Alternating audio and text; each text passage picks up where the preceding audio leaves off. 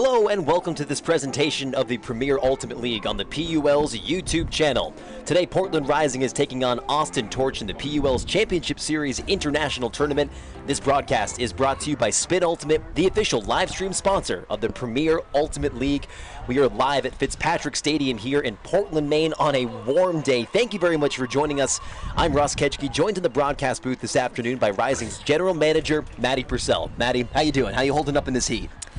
I mean, I'm just, like, we're not on the field. I feel like we hardly get to complain up here. That's true. So different from the game we had last night, a fairly strong breeze today that we're at least feeling the benefit from up there. But these players playing through some pretty intense heat today for sure. Although for Austin Torch, I'm sure it won't be all that bad. But familiar conditions, if not comfortable conditions for them. I think so, although we got to factor in the addition from the turf. It's always going to be hotter than it feels anywhere else in the stadium. So we are actually going to be adding in heat breaks today to make sure we're keeping our athletes safe. Absolutely, and lots of water breaks as well. Some of those timeouts will be very important for these players to use strategically to make sure they're staying cool. Look at the forecast and the current temperatures that we have here in Portland, Maine right now.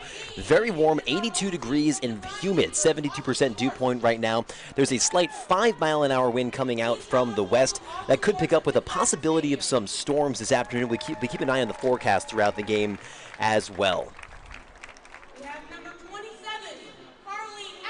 And we're taking a look at the rules right now for those of you who may be new to the game of Ultimate in general, or maybe even experienced Ultimate players new to the PUL. So field size, 80 yards by 40 yards with 20-yard end zones, and we're playing 4 12-minute quarters with 2 timeouts per half. Not like the typical rush to 15 points or 13 points like you may have seen before watching Ultimate. The clock starts on the pole and stops on a goal, except for in the last 2 minutes of the fourth quarter of play. On clock expiration in the first, second, and third quarters, play will end with the conclusion of the current team's possession. That means when there's a goal or a turnover, the quarter ends. In the fourth quarter, play ends will end at the buzzer. That means some opportunities for some exciting buzzer-beater throws. The result of that throw is determining the end of the game there. And then teams can substitute players during their timeouts. For the most part, it's USAU rules. Ultimate that should seem familiar to you if you've watched or played the game before, including our observers on the field tonight. And Maddie and I will be breaking down some of the more unique, interesting situations that are a little unique to the PUL should they come up throughout the game today. Things like those timeouts and the possibilities for those substitutions. We saw that come into the game last night as well. Some of those long points in the matchup against Revolution Pro. Both teams taking opportunities to make substitutions last night. Yeah, it's an additional tool for coaches to have in their toolbox as they are, using the best strategy they can to set their team up for success. They can. One other addition to the substitutions on the timeouts is the stall reset. So normally you have 10 seconds to throw the disc. The stall is counted by the person defending the thrower. And if you don't throw it by 10, it's a turnover. But if you call timeout, in the PUL rules, the stall resets to 0. So you get a full new stall count to let a play develop. All right, and we'd like to thank everyone watching around the world this evening, tuning in on the PUL's YouTube series for the Championship Series International Tournament, and a special thanks to those joining us in person here at the stadium. And if you're enjoying the live stream today or any of the PUL's matchups happening live this weekend, please consider donating the cost of a ticket to the PUL. There are donation links in the live stream today. You can also head to premierultimateleague.org/donate. That's premierultimateleague.org.com, premierultimateleague.com/donate. Right now introducing the lineups here at Fitzpatrick Stadium, a hot day in Portland, Maine. Unusually hot even for August. We're taking a look at the highlights from both of our teams right now. Some amazing shots from Torch's play so far. One of the more experienced teams for sure. They've been together for a few years here in the PUL. And, of course, a player to keep an eye on today. She led with goals and blocks last season. It is Julia Schmaltz. Now, she was able to pull in 17 goals, 12 blocks, also second in assists on the team, an offensive and defensive powerhouse. And as we're talking about last season, of course, that's 2019. So things have changed since then. Torch worked really hard to keep their roster intact, bring people back.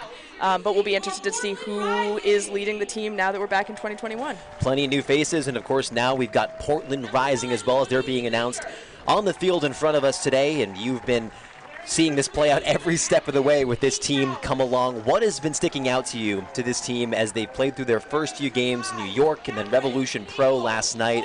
What's been maybe the highlights for you as seeing this team come together? I mean, we're watching the highlights right now, seeing the players get on the field yesterday and get to prove what they've been working on for 2 years now. I mean, all the home workouts, all the team Zooms, team times, and advocacy trainings, all the hard conversations, getting to make it happen on the field. Just seeing the joy and the resilience, and obviously the high-flying plays that the team put together yesterday was really special, and looking forward to more today. And I think those high-flying plays and the spirit and tight team relationships that we've seen in the very early days of this team is a testament to how hard everyone, both on the field and behind the scenes, was working during the, we'll call it, super extended offseason and preseason. Those remote Zoom workouts, the getting together in parking lots, tossing when they can, finding ways to build relationships with their teammates every step of the way, when you can't do it in the normal way of having a practice, going out as a team together, getting together to even have dinner. These are things that weren't possible for the first really 12 months of this program, and it's been amazing to see things click so well so quickly. You know, one of the things that I don't know what it will look like without is very early on in Rising's future, we formed the team. We had open tryouts early 2020, and then the very first thing we did was have a team retreat early February 2020, as you know, an inauspicious time for all of us. But the team coming together, spending 3 days in the mountains of Western Maine, snowy spike ball, conversations about who they wanted to be as a team, what it meant to Rise, and how they were going to use their platform and their position as professional players to prove it. That I can't imagine having gone through the year and a half apart without having that foundation. So super grateful that we were able to do it before the shutdown. And as we approach the end of the announcement lineups here at the stadium, we are coming up on a moment of silence in the stadium. And before we get there, would you like to share a little bit about the background of that, why we'll be partaking in that here ahead of the game today? Yeah, so importantly, it's a land acknowledgement and then a moment to reflect on the land acknowledgement in honor of the Wabanaki people, the indigenous leaders who have lived on this land since time immemorial and still do today, and recognizing the leadership and the importance of their role and how we can support it, what it means to play here. I mean, Rising's name has a lot to do with the sunrise, and you know, it's metaphorical too, but Wabanaki means people of the dawn. This is the dawn land here in Maine, so Rising, you know, couldn't be more tied, more relevant, and it's such a privilege to be here, and also recognizing that we're here because of colonialism, and there's, you know, it's been genocidal, it's been it continues today. In the 1980 Settlement Act, the tribes of Maine had their sovereignty stripped from them.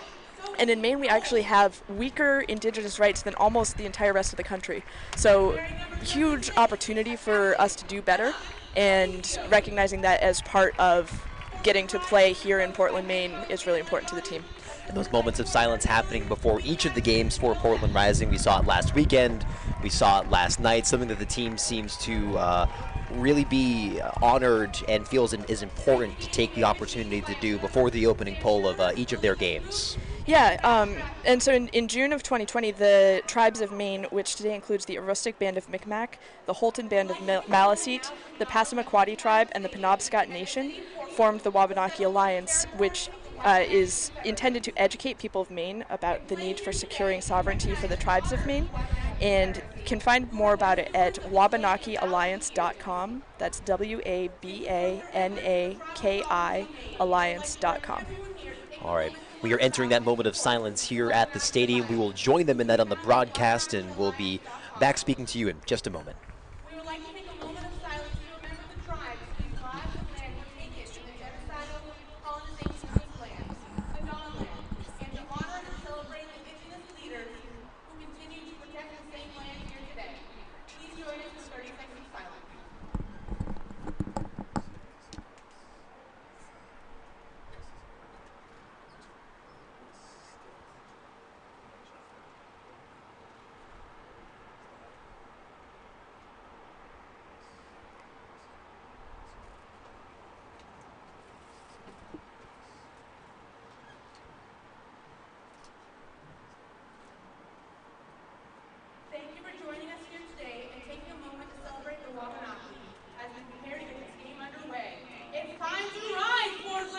All right, we're now just moments away from the opening pull here, and this matchup between Portland Rising and their visitors, Austin Torch.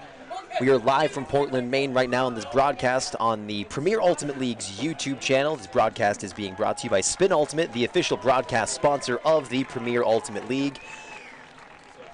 Right now we got representatives from each team set to meet in the center of the field to flip the disc, find out who starts where, who starts on offense, who starts on defense. And again, we'll be talking about this all day long today. A hot day down on that turf. The turf only making it feel even hotter for these players as well. So I talked to the Rising players before the game today. We got to see them compete last night, and the start of the game went down 6-1 to Revolution before keeping it a very close game, actually outscoring the rest of the way from there. But that was, a pretty deep deficit to dig out of. So I talked to them about what the message was going into this game, and from the coaching staff, it's let's start like we're down -1. We're not waiting for something to happen. We're not waiting for the game to come to us. We're down -1, and we're going to go get it from there. So it'll be exciting to see how they take the field and start it off. And it was really remarkable seeing it took a couple of highlight plays, whether it was a layout D or a big sky in the end zone, to feel like really inject some gas into Rising's offense last night. And coming out with that kind of energy at the start can be difficult for any team to do, finding the pace, getting a feel for a team that you've never played against before either. This may be the first time that lots of these players are meeting against each other on the field. So not really going through that feeling out process, instead trying to dictate the pace of that game moving forward is something we'll be watching out for. And we're going to take a look at the starting lineups for each team tonight as we're just this afternoon, as we're still just a few minutes away from the opening pull now. A look at Rising. Rising is starting on defense today. Let's get a look at their defensive line. All right, so this is actually an offensive-powered line, so we'll talk about what you can expect when we get the disc. But Kelsey Devlin, Catherine Cole, and Lizzie Laurie behind the disc really rocks of the quarterbacking from that handler position. Yesterday, we saw a lot of big plays from all four of these cutters: Yuka Shao, Erin Ray, Olivia Hampton, and Rachel Westgate, really putting on a show. There were a few points that were clinical offense, and there were a lot of points that required some big plays to get it done. So look forward to seeing some more of those today. And now look at visiting Austin Torch. They're setting up on offense, so this is a look at their offensive line. We've got two captains on the line, Elise Bjork and Sharon Sau leading the way.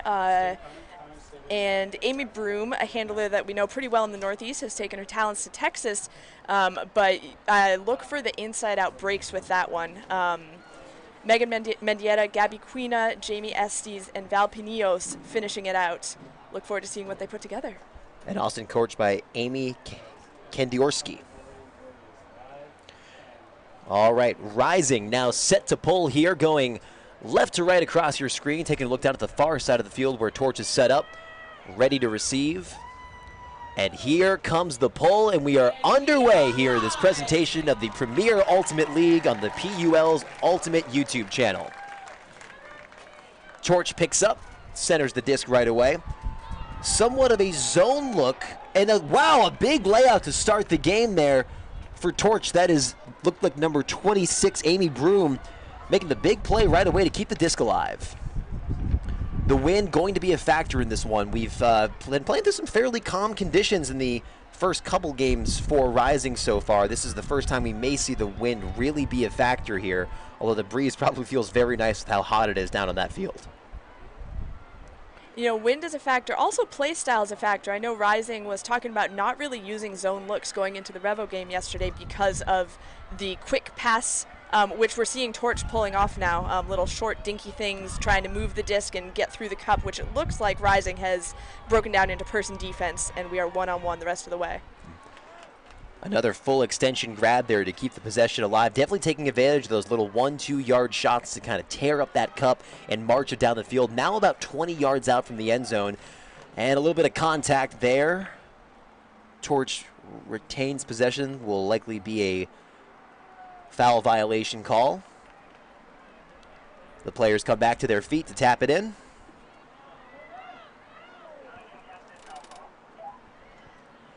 And we're back.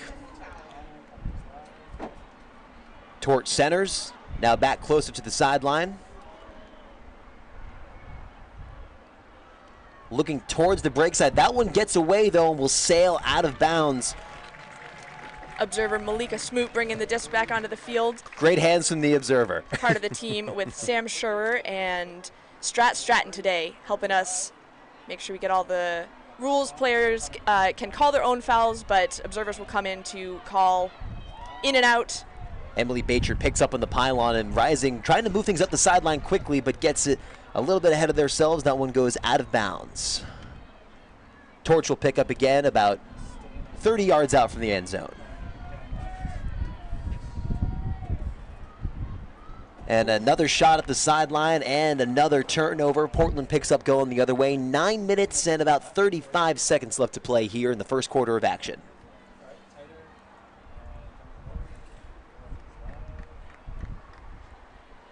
Looking at the flag in the far end zone from here in the broadcast booth. Looks like that wind's probably going to be at Rising's back from right here. So a good opportunity to take shots downfield like that, but it falls into the hands of the waiting defender there at about center field. Torch looking to move it up the open side now. A nice sag off to prevent the upline score, but knocking on the doorstep, Sharon Sow with the disc. Sharon Sow looks for the reset and gets it. Just missing on the layout D there. Inches away from the end zone is Austin.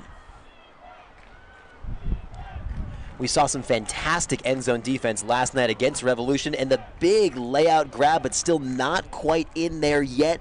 That was number 26, Amy Broom. And then finding the teammate on the pylon. That's number two, Elise Bjork. One of the newer additions to the team this season, but definitely one that is supposed to be one to watch out for.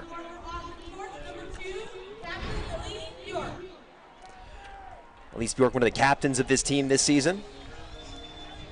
Saw not a lot of open looks there from Torch, but able to maintain possession until they did find something after a couple tries.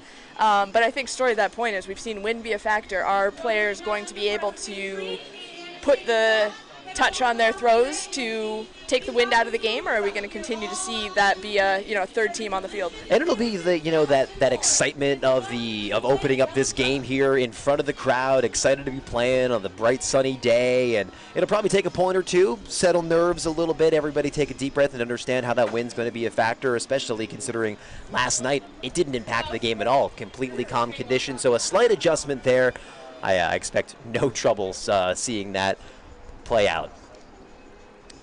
All right, Rising will be back to receive now. They'll be going right to left across your screen. Number 21, Caroline O'Connell, is back to pull for Austin. Caroline O'Connell, interestingly, left-handed in 99.9% of things in life. The 0.1% is Frisbee. I know a strange number of people who that's the case for. People who will like throw a baseball right left-handed or right left-handed, but for some reason their righty flicks are just unbeatable. Looks like we had a pick downfield affecting the Yuga Shao reception. We're going back to Kelsey Devlin to reset.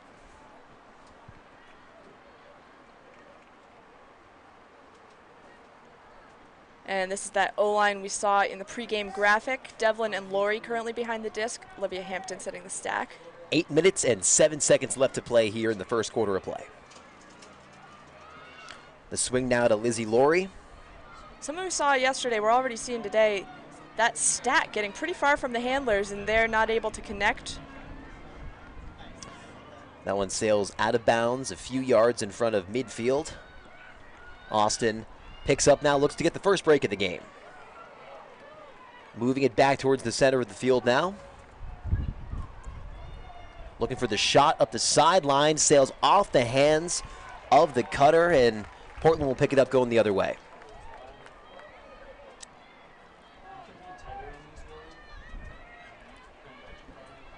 Catherine Cole centers the disc. Moving it now to the open side. Looking for those cuts coming out of the back end of the stack right now. Finds Yuga Shao. Takes the shot downfield. And a big game for Rising, but the drop on the contact on the turf. Up and okay, but you got to like that look for Portland. On that reception, as on all, you got to make sure you maintain possession through the contact. Unless it's a D. If it's a D block, actually, you know what? I got to check for and Portland will pick it up going the other way immediately. Yugashao, you can see, wants some offense to happen. Picked it up immediately. Looks for the flick up to Lori. Lori fakes to the end zone. Now the big around backhand to find a wide open teammate for Olivia the first score of the game. with the classic spin spike. Yet another score for Olivia Hampton.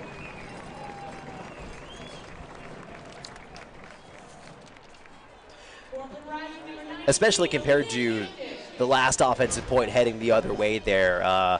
After that initial, maybe a little bit of confusion there, that maybe the cut's coming from too far out of the back of the stack. Rising definitely stringing together some more solid cuts there, the more connections downfield twice in a row.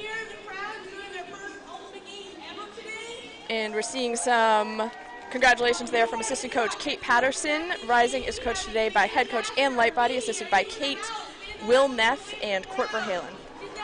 On the torch side of the disc, Shireen Rabi is leading the strategic charge.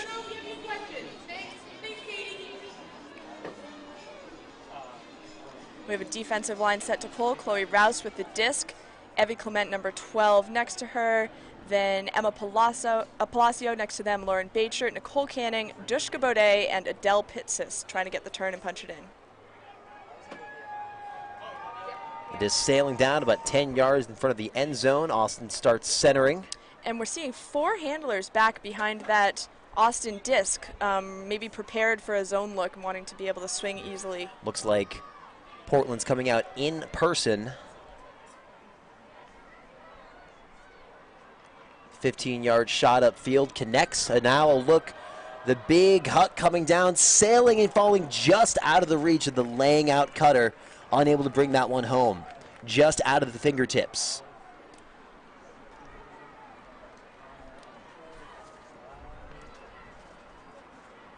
Portland now looking to go the length of the field for their first break of the game. Things tied at 1 in the layout to keep things alive there. Evie Clement doing work in the backfield, but it gets past in that attempt at Emma Palacio. We've got Torch picking up about 30 yards outside their end zone. We'll see if Rising can keep Torch pinned on the sideline there, and a gift as that one bounces off the hands of the cutting Torch player. A few Portland players streaking downfield now. Doesn't look like that deep shot's coming. Tracking the disc all the way towards the sideline, and another shot upfield. That one bouncing off the hands and unable to recover. That was number 44, Adele Pitsis, unable to bring that one home.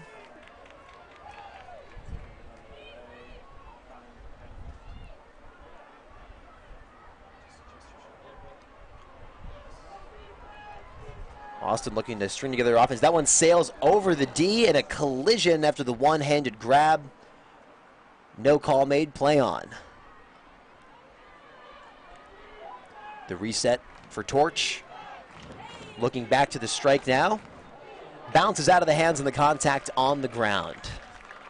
We're seeing a lot of discs right now that those players, you know, would like to be bringing in. It's one hand, two hands, you know, right there for a catch, and just the bobbles. And I'm not sure that backhand upfield made it back in bounds, maybe coming up quite a way with Austin picking back up again on offense as the misconnection there for Portland. Right now 1-1 with about 4 minutes and 12 seconds to play here in the first quarter. And maybe I'm crazy, but this game appears to be moving at light speed compared to some of our moments last night. Yeah, you're not wrong. Julia Schmaltz with the disc. Big playmaker, marked by Adele Pitsis. Second in the team last year. That called inbounds. Called in. First touch in. Tight feet. Schmaltz looking for the end zone. Doesn't connect with the handler.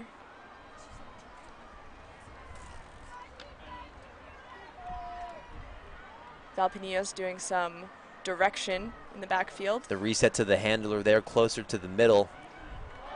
And a fantastic layout deep.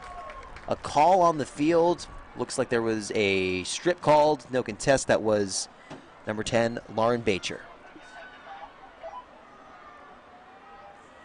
The swing back closer to the middle now.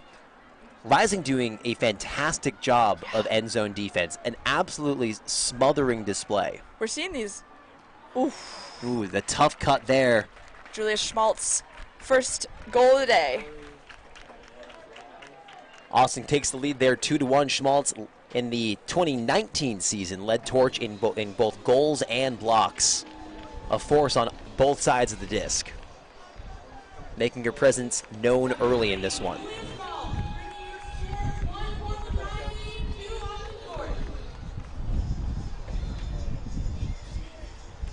Julia Schmaltz, a native of Denver, Colorado.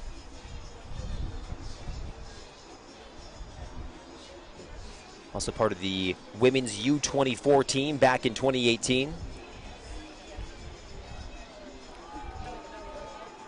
You know, I think what we saw there was some really good end zone from both teams. Torch was much more organized than the first 0 point we saw from them. You know, really making clinical cuts, coming into the backfield and then trying to scoot back up line for the score, and that's a hard cut to defend. Rising shut down about 4 or 5 of them before Torch found something coming from the back to punch into the end zone. I'd say that's been one of the things that has impressed me most about Rising is no matter how an offense or defensive point goes for them, if the other team gets to the doorstep, they really lock things up in the end zone. It's quite impressive because it doesn't take much space there to score. It doesn't. Just a shoulder shimmy can free you up. The pull now coming down towards Rising's waiting offensive line. Looks like we're starting in an isolation. Kelsey Devlin now swings it to her teammate, number 11, Josie Gillette. Now up to 5, Kay Cole. Kay Cole finds some space in front. A little mix-up downfield, but the handler's able to back to maintain Kay Cole now possession. at midfield. Oh, just missing on the around throw. The layout from number 14, Hannah Baran, is just missing that one there. Austin will pick up going the other way. Caroline O'Connell will pick up for Austin. And a big around attempt here. That one's floating. Wind's blowing it around a little bit. A 50-50 ball falling into the hands of, man, that could have come down to anyone. Austin manages to connect on that. We'll see if Rising can keep up their fantastic end zone defense here as Austin looks for the first break of the game. O'Connell back to the middle now.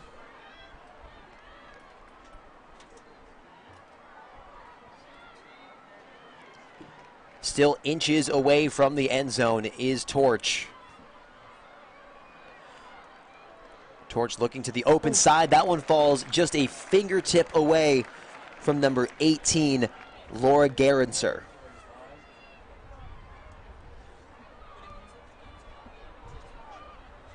Rising picking up here, number 17, Kelsey Devlin to start Rising's offense. Doesn't like the first look. Goes break side to find the cutting teammate at the sideline. 1 minute, 12 seconds left to play here. And remember, when the clock expires in the first 3 quarters, the team with possession plays through the end of that point, meaning either through the D, out of bounds, or a score. Rising taking another shot at the sideline. The bobble and the recovery for number 11, Josie Gillette. Takes a lot of focus to bring that disc home. And a collision there. Everybody's getting up. Everybody looks okay. But a hold your breath type play right there for sure. All right, that one will go the other way. Possession.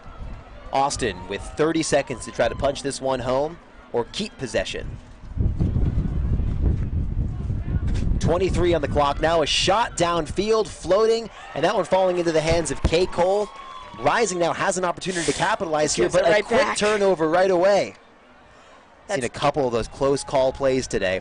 And yet another one right there as well. We are wincing just a little bit here in the broadcast booth. Fascinating too, because 18 seconds left. You just hold possession, you get it. This is a time for the Chile offense. So Rising, because possession changed before the clock ran to 0, will play until they score or turn it over. If they can get a clean look up field here, they can take all the time they need as well. There's no race, there's no set number of throws or anything like that. Taking a floaty shot up, and that one will fall out of the hands of number 8, Kelly Kerwin, and end the first quarter of play here. A low-scoring first quarter. Right now it is Austin 2, Portland 1 as the wind continues to pick up. You can hear it through our microphones here at the stadium. What are your big takeaways from that first half? Definitely we're seeing the wind be a factor here as well. Not quite the offensive powerhouse showing that we saw. I believe we saw 7 scores in the first quarter of play last night. At least, yeah. I mean, on the Rising side, offensively, I'm really noticing the big gap between the cutters and the handlers, and especially in wind like this, that's asking a lot when your cutters are already 25, 30 yards downfield to get flow going. On the Torch side, thought the first couple moves offensively were a little scattered, and they've already shown that it's really a lot cleaner. I think teams are going to look to bring down their unforced errors. It's a lot of throws not going exactly where you want them, throws hitting you in the hands, not catching, trying to make sure it's either a real D or we're bringing it in offensively. All right, end of the first quarter of play. 2-1 right now, coming back with more action in just about a minute here. You're live from Fitzpatrick Stadium in Portland, Maine. And we'd like to thank everyone around the world watching or tuning into the PUL Championship International Tournament.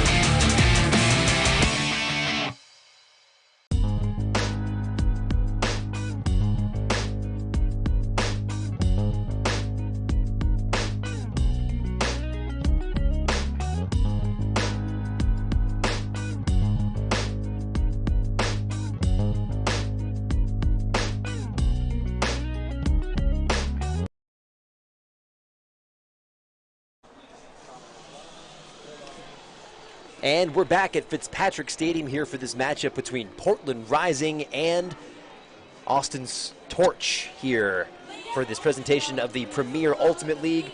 We'd like to take a moment to thank some of our Rising partners like Beyond Strength. Beyond Strength is Rising's home gym and Maine's premier physical fitness center, offering everything from athletic training to injury rehab to boot camps and more. Beyond Strength also provides Rising's athletic training services, taking care of our athletes on and off the field. Thank you for your support, Beyond Strength. Not the offensive powerhouse showing that we necessarily saw to get things going last night in Rising's matchup against Revolution Pro. Right now, so far, Torch and Rising, it's been a defensive battle and maybe a 1 versus 1 versus 1, with the other one being the wind. We even see some of the teams take down their tents on the sideline right now because things are getting blown around a little bit. And here comes the pull down towards Rising. They've got their offensive line on the field right now. The disc centered to K. Cole. And we've got a zone look for, I think, the first time from Torch defensively.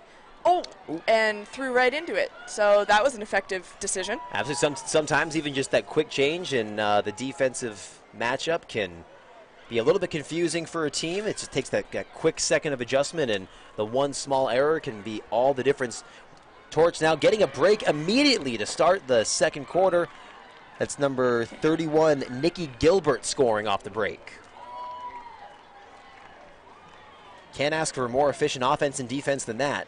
No, that's a pretty perfect way to start a quarter, and I think a mental toughness opportunity for Rising. You let this phase you even a bit, or do you just get back out there and execute this next 0 point? We've certainly seen Rising claw back from much more than that in their first few games. Taking a moment to thank another one of our rising partners here, Maine Ultimate. Maine Ultimate's mission is to foster and grow the sport of Ultimate here in the state of Maine. Maine Ultimate is invested in our community and has been since 2012, and it's safe to say Portland Rising would not exist today without them. Thank you for your support, Maine Ultimate. And a reminder, this broadcast is brought to you by Spin Ultimate, the official live stream sponsor of the Premier Ultimate League. Thank you, Spin, and thank you, Maine Ultimate. We've got the iconic red Maine Ultimate tent. I feel like everyone north of New York has seen it at all the excellent tournaments we put on. Come up for Vacation Land or Lobster Pod or you name it. That was my first exposure to Maine Ultimate when I was back in college. So I have the disc still. It draws you in, and that tent over by our beer garden today. The fans enjoying local brews from sponsors Rising Tide, Austin Street, Four River Brewing, Maine Beer Co., among others, some of the finest of the fine around here. Very lucky to be living in one of the beer capitals of the world here in southern Maine. And a pretty short pull there, landing right around half field, so Rising. Good opportunity to capitalize here. A shot immediately at the end zone, tracking towards the back pylon, not able to get there is number 26, Rachel Westgate. You get the sense Rising needs one big play right now. That could have been it, wasn't it? Are they going to get the stop to, get the crowd on its feet, get the confidence in the hearts? Number 42, Lizzie Laurie on the mark right now. A violation called, it looks like downfield. And Players, an equipment call, tie of the shoe. Everybody's good to go. We're seeing a lot of this U-shaped cut from Austin Torch, front of the stack, cutting back towards the disc and then curling. Tricky to defend, keeping your body position in the same place. And a foot block from Lizzie Laurie, but not enough to stop the disc. Torch in their own end zone. We're in Callahan territory. If Rising catches the D in their end zone, that's an automatic score. Don't need any other passes, as Torch still inside the end zone back there. And a quick shot to get out of the danger zone, the Callahan danger zone, if you will. Laurie back on the mark now. Torch finds the big in cut now on their own sideline. A shot upfield connecting, now about 25 yards out from the end zone. Stall count getting high, a shot into the end zone floating. The attempt at the D falling just out of reach, and number 14, Emma Berrigan, able to pull that one home. Berrigan's first score of the night. Another break for Torch. They go up 4-1 over Rising here with 9.5 minutes left to play in the second.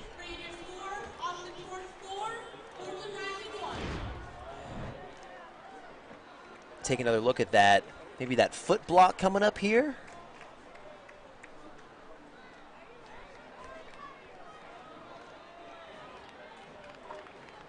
You see, Laurie clearly affects the play, but I think that's Drea Sparza going to ground to keep it alive back there. Yeah, by any means necessary, try to stop that disc from getting there. And dropping that one right into the breadbasket there. Floating up just over the hands of the waiting defender. And we'd like to thank everyone watching around the world, and thank you for tuning in to the 2021 PUL Championship Series and International Tournament. A special thanks to those joining us in person at the stadium today. If you're enjoying this live stream, please consider donating the cost of a ticket to the PUL. Donation links are available on the live stream. You can also head to premierultimateleague.com/donate. That's premierultimateleague.com/donate. The poll now on the way from Torch to the waiting Rising, going left to right across your screen. That one will sail out of bounds, with Rising able to pick it up about 15 yards out from the end zone on center field. Number 23, Emily Bacher, will start the offense. Emily Bacher, one of the pair of sisters on Rising, Emily and Lauren. We also have a pair of sisters, twins actually, on the Torch today, Bex and Katie Forth. So a little sibling action on the field. Unfortunately, the Ketchke brothers not quite good enough at Frisbee to make it on a roster together at any point.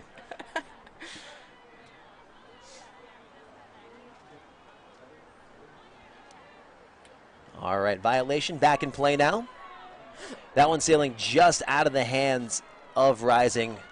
Torch will pick it up. That's a tricky look, that little inside break. You it's hard not to throw it too fast, which I think is what we saw there. Tough to put enough air under it at any point. It's like Caroline O'Connell picking up and doing a lot of this handling on the torch side. I think they call her Carl, and I believe she's one of the rocks of that torch back line, which checks out with what we're seeing so far.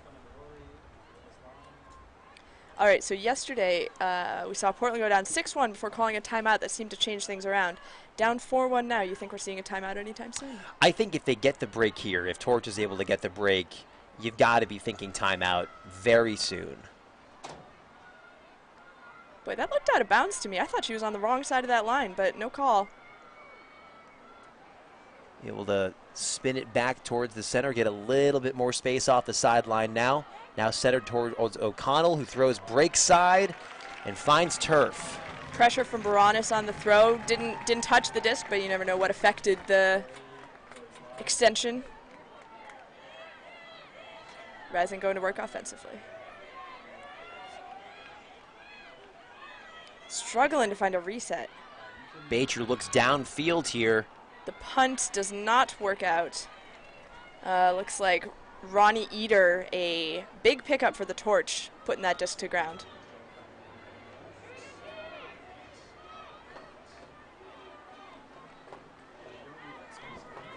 Right on number Ronnie Eater then looking upfield to striking O'Connell, but it falls just out of reach. Rising picking up, going the other way. Still looking to capitalize on some of these mistakes. And boy, that handler set is struggling right now to get any flow to it. A solid offensive sequence there to advance the disc upfield. Bit of a blady shot up the line and bounces off the hands. A call made. Oh, no call. It's like a bit of a weird slide in from the air from Captain Caitlin O'Connell. Ronnie Eater, 2 Ds this point. Or 2, I guess that one's more of a pressure, but involved. The Intimidity. And a timeout called there by Austin. Right now they lead 4-1 over Rising with 6 minutes and 14 seconds to play here in the second quarter. Both teams looking to do a little bit of recalibration of the offense right now. You're talking about the handler set there for Rising having a difficult time connecting. A few missed connections there as well. Some of those tight throws not quite being where they need to be. And also the spacing coming out of the back of the sack as well. Not exactly the kind of spacing they're looking for. Some of those cuts coming from far away. What are some of those tweaks they can be looking for to tighten up the flow of their offense? I think it starts with that handler set being ready to go. I think we're seeing the handlers look to their reset, and there's still traffic. We're not clear, and so it's taken 5-6 seconds off the stall, and I've seen a couple punts, none of them successful so far.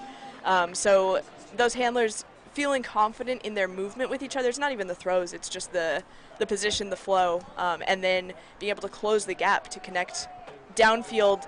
And I don't think. A bobble from Schmaltz, but pulls in. I don't think we've seen much cutters downfield getting the ball to each other, which when everyone on the team's a thrower, you want to be able to see that continuation. The near D from Rachel Kramer there. Right now got Austin on the sideline. See if they can keep them there and try to force a D or a bad throw up line. The big fake over the top. Rising not biting. Back to the middle now. Captain Sharon Sow with a cheeky high release to move the disc ahead, and we are at the brick. That one falling just out, and that is number 4, Sharon Zhao, scoring after you mentioned that cheeky little high release flick and then breaking immediately upfield, thinking score the whole way. Yeah, Sharon Sow, an all-around player, the captain of the Torch. Team USA Women's in 2013, U23 level, has been around, has done it. Also, fun fact, designed these Torch dark jerseys that we're seeing on the field today. Yeah, we were talking about this before the broadcast started. I am blown away by the graphic design just across the board in the PUL. It's been fantastic to see. And then you find out that a Torch player did theirs. That's very impressive. Homegrown talent right there. And we're taking a heat timeout here. We're working with temperatures in the mid-80s with high dew points up in the 70s here in Portland, Maine today. So taking some extra stoppages to make sure that players stay safe and stay hydrated. Got some cold towels down there as well as plenty of water to go around. Speaking of which, going to find my water underneath the broadcast table right now. And we've got a dark cloud just sitting on top of the field right now. It was pretty beating sun when we started just, 25 minutes ago? Just about. Cloud's sitting here deciding if we're going to get a storm or not. If it passes through, I think we're going to get cooler. So we'll see how many of the heat timeouts we see today. But obviously safety is the first priority. Absolutely. Players taking the opportunity to catch their breath, rehydrate, stay cool out here. Let me put it this way. I'm sweating doing the broadcast, and all I have to do is sit here and talk. About 40 seconds left in this heat timeout. Right now, Torch is up 5-1. Rising's looking to get a little bit of offense going here. A little bit of deja vu for Rising after their opener yesterday against Revolution.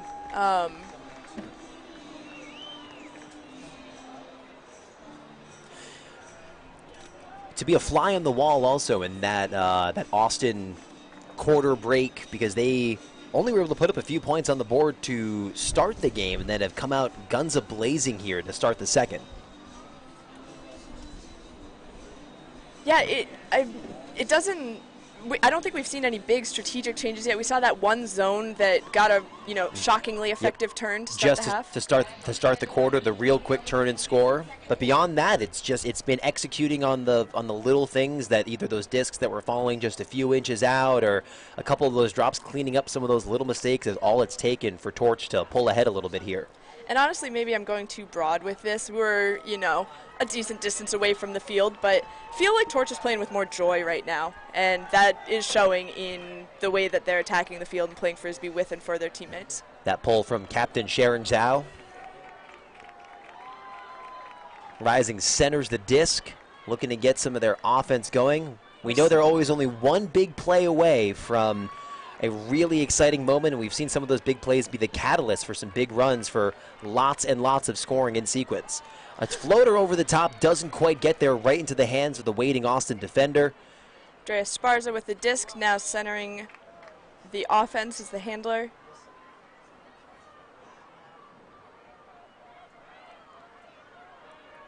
Right now, Torch with the chance to go up 6-1 if they can find the end zone here on yet another break. That one floating into the end zone. And the player's getting a little tangled up there.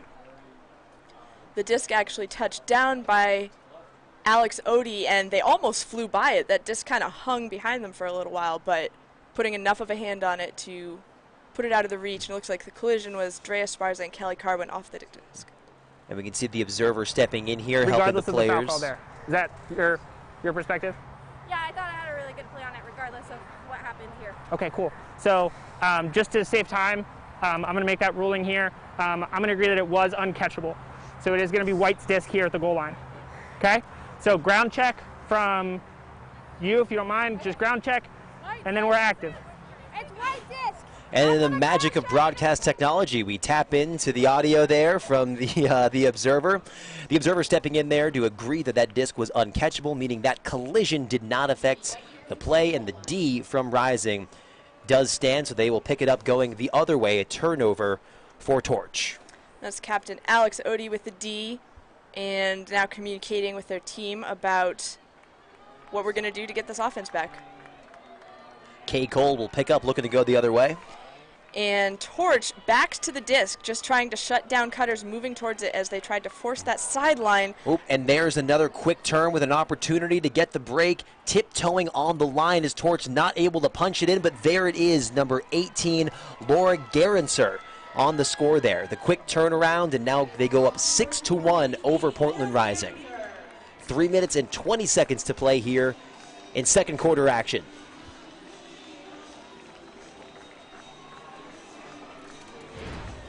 Taking a look at the replay there after that quick turn, tiptoeing on the line, number 88, Ronnie Etter, able to float it up over the top to the cutting teammate. Let's take a moment to thank some of our Rising partners today, like LL Bean. The folks at LL Bean believe the more time you spend outdoors together, the better. That's why they design products like the Rising's Adventure Duffel Bag that makes it easier to take longer walks, have deeper talks, and never worry about the weather. Thank you to LL Bean for your support. And also, this broadcast you're watching is brought to you by Spin Ultimate. They're the official live stream sponsor of the Premier Ultimate League. Thank you for all your support, Spin Ultimate as well. Seeing broadcasters with plastic bags ready to protect the equipment if we do get a shower here. Crowd, some of the people brought umbrellas to protect from the beating sun. Those are possibly going to play multi-purpose as we have 3 minutes, 20 seconds left in the half. And a great showing from the Portland fans here today as well, seeing lots of Rising jerseys in the crowd here at Fitzpatrick Stadium.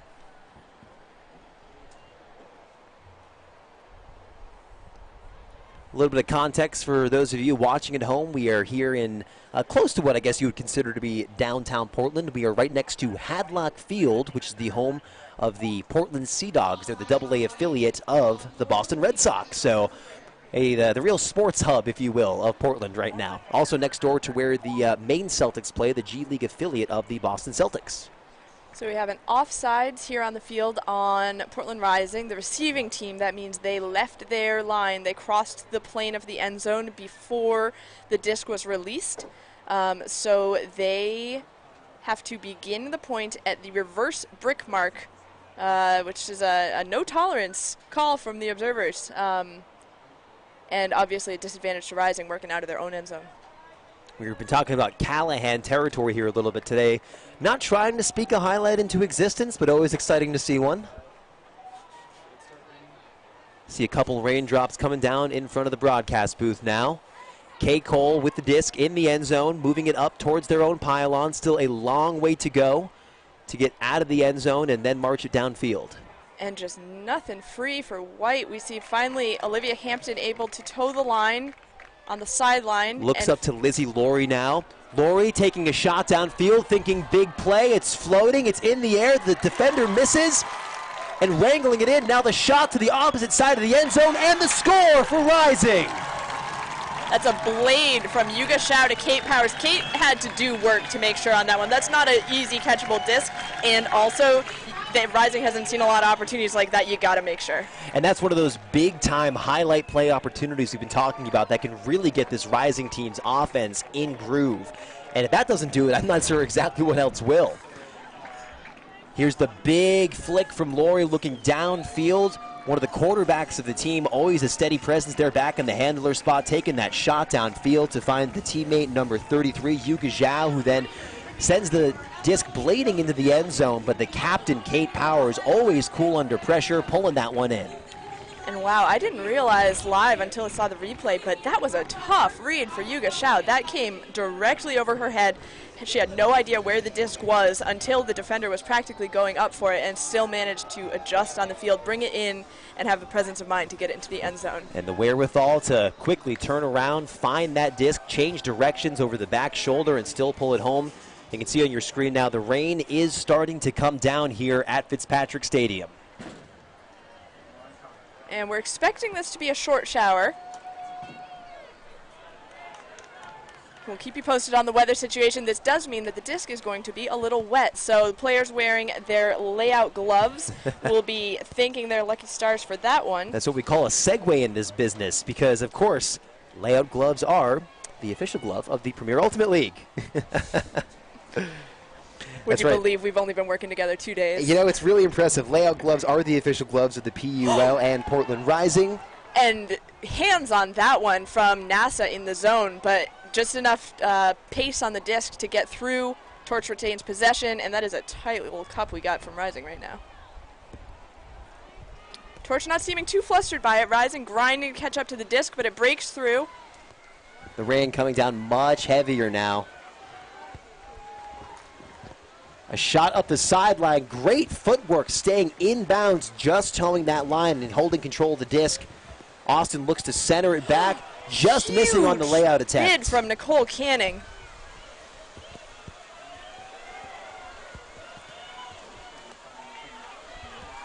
Austin looks, finding the end zone, can't quite gallop in yet, but they're on the doorstep, and the little shovel pass is all it takes with number 14, Emma Berrigan. And that rain is coming down in absolute buckets right now. What is happening? The umbrellas have officially gone up in the stands for everyone. We in the executive broadcast suite, if you will, have a roof overhead, so that's been quite nice. But we really feel for everybody out there. We do. Got a timeout from Portland on the field. I wouldn't be surprised if the fans without umbrellas head back to the beer garden to hang out under that main ultimate tent we were talking about, or maybe over to the Veep on Me food truck. Seems like a great branding opportunity. Some Rising and some PUL umbrellas and ponchos. I'm an ideas guy. What can I say? So in this timeout right now, it is 7-2 advantage Torch over Portland Rising. And this is kind of fun. It's warm out. We've got a doubleheader still ahead of us. Let's just throw a little weather, see what happens. Torch, it appears, does not need the time to talk. They are on the line waiting to pull. We do like to keep things interesting here, and look, it's already lightening up a little bit. Maybe we'll even be playing under a rainbow within the next few minutes. Shouts out to our camera crews out there for getting those trash bags ready very quickly, because cameras are a little bit allergic to water. It's not always a good combination. And as we mentioned, a great time to be wearing your Layout Ultimate gloves right now. Layout Ultimate gloves are the official gloves of the PUL and Portland Rising. Layout gloves provide unmatched grip and performance for you to up your game. Grab your pair of gloves at layoutultimate.com. That's layoutultimate.com. This is a turf field that we're playing on right now, so not necessarily like grass where things will get muddy, but almost more like playing on a slip and slide. It just started. It's right when I said it was getting a little bit lighter. You see players on the sideline, and you don't, but we do, getting some extra touches in, trying to get the feel of the wet disc. These are Discraft Ultimate Discs, the official disc of the PUL. And they're great discs. They fly amazingly. They're going to be slippery when they're wet. Don't even think about bringing a whammo in here.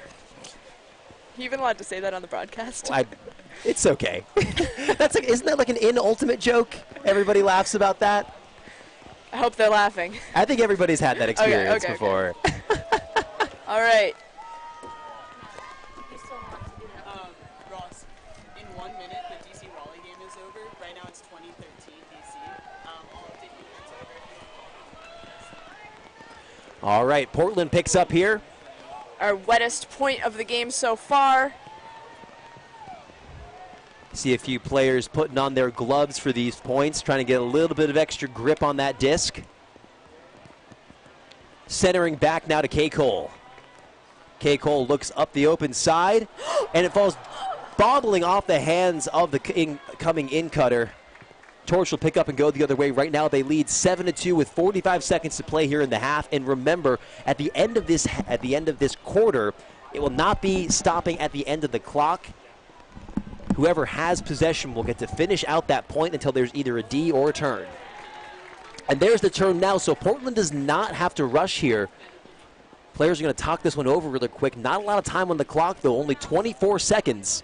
The observer stepping in, so the clock will be stopping.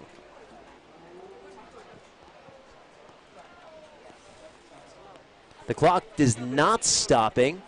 Players still talking over what happened there. Okay. The observer's coming in now. What I saw was that there was not contact that impacted you catching the disc, so it's going to be a turnover here. All right. Observer says no contact that impacted it just runs out. The possession. It was no foul. No foul that would impact the possession of the disc. End of the second quarter, we don't stop the clock for that, right? Okay, so that's it. That's halftime. All right, that is the half right Okay, there. that's halftime. All right, final score at the end of the first half of play is Torch 7, Rising 2. Offense really coming alive here in the second quarter of play right now. This broadcast is brought to you by Spin Ultimate, the official broadcast sponsor of the Premier Ultimate League. Did see Rising start to get their offense going together a little bit more there in the second. Some exciting shots downfield as well. The first half of play coming to a close on A little bit of a miscommunication play there for Torch. Right now they go into half with a 5-point lead. We'll be hearing from members of the coaching staff for Rising in just a few moments. Take a look at some of the highlights now from the first half of action.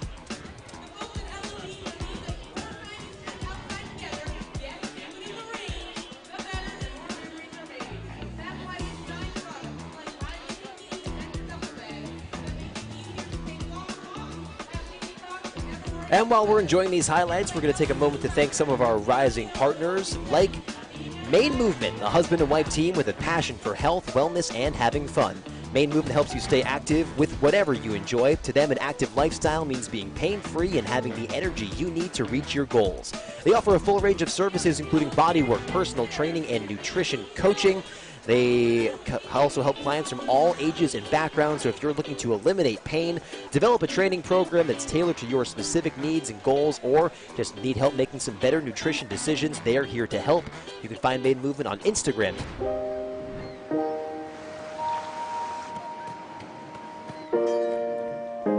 In New England, we are resilient. It takes hard work and determination to earn respect. Sometimes it takes decades. And it always takes someone being on your side. Because true greatness doesn't just happen.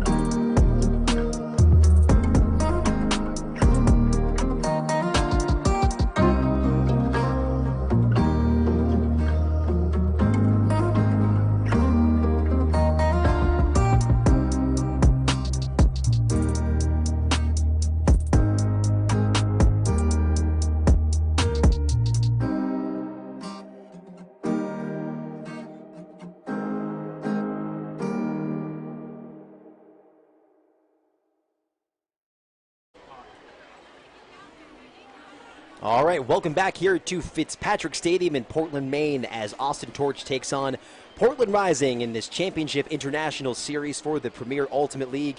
Right now it is halftime. I'm Ross Ketchke taking you through today's action, and we are heading down to the sideline now where my broadcast partner, Maddie, is waiting to speak momentarily in just the next few minutes with a member of Rising's coaching staff. It's been an exciting first half of play so far with right now a really dominant offensive and defensive showing from Torch. This is the inaugural season as well for Portland Rising here in Portland, Maine. Very exciting for the Ultimate community here in the Northeast to have this team now set up shop, call it home. Maine has a deep and vibrant Ultimate community that is so excited to now be welcoming in pro-level competition as well. There's about 6 minutes left in halftime right now before we get back to action. We'll be checking in with Maddie in just the next few minutes. She is standing by, waiting on the sideline with a member of the Rising coaching staff, Maddie. And I'm here with coach of the Austin Torch, Shireen Robbie. Shireen, powerful first half. How's it feel to be back on the field? It feels great. We were honestly itching to get back on the field, so it's really nice to be out here. And so 7-2 at halftime. That's a pretty great score line. What's been working well for you on the field? I think we came into this game thinking that the one thing we were going to rely on is our defense, and I think the team is really stepping it up, especially on the person defense. Is there anything you're looking to do differently going into the second half? Clean up some of the offensive looks. I think we had some jitters that we were trying to work out in the first half, so hopefully the second half will be a little cleaner. All right, thank you, Shireen. Thank you. All right, Maddie, thank you very much. Speaking to a member there of the Torch coaching staff at halftime right now.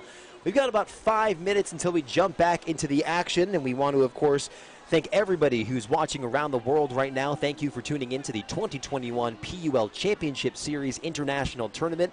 And a very special thanks to the dozens of people here joining us at the stadium for today's action. If you're enjoying the live stream, please consider donating to the cost of a ticket to the PUL. Donation links are here in the live stream. You can also head to premierultimateleague.com/donate. 7-2 right now. We're back with more of your second half action coming up in just a few minutes.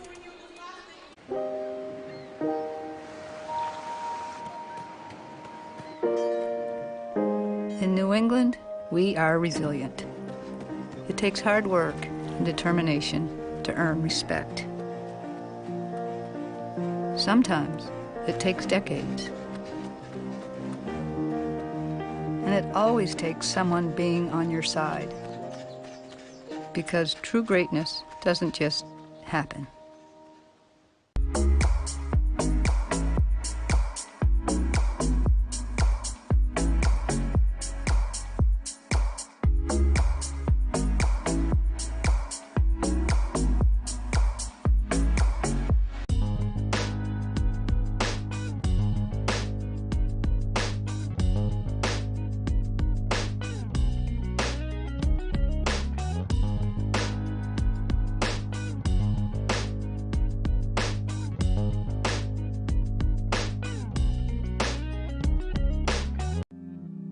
What makes design unique? That uniqueness is innovation. My name is Ebenezer Akako, or a native of Ghana. Growing up, my dad was an architect. Maybe that is where it all started. As part of wanting to be an architect, I attended Ghana Secondary Technical School. I also got extremely intrigued by technical drawing. When I graduated, my dad was like, I think you should go into jewelry making. And for a second, I was like, wait a minute, jewelry making? I mean, what is that? The first time I went to the jewelry shop, the manager had a degree in jewelry making from the university, looking like a doctor. I was like, wow, this is actually cool. My dad decided to send me out to Italy to study jewelry design and stone setting. It opened the next level of design, the next level of thinking about symmetry, about thinking of, even though it is handmade, there has to be a level of precision. When I was also in Italy, I got advantage to attend a show in Munich, Germany, called Int'l.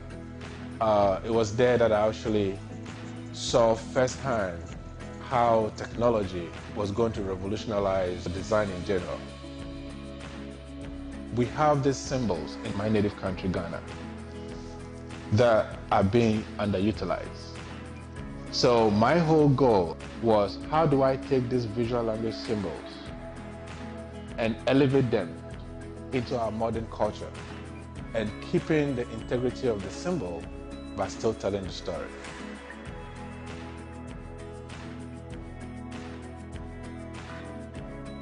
That same story I see even in my work today. I see that by using the patterns to create coasters, earrings, pendants, cuffs, people look at them and they find their own story. They find their own voice. And that is what makes it complete. And it also makes me happy that I'm bringing this ancient language from my native country. Most of my customers have never been there, but they're able to find their own voice. And that voice is hidden in the pattern.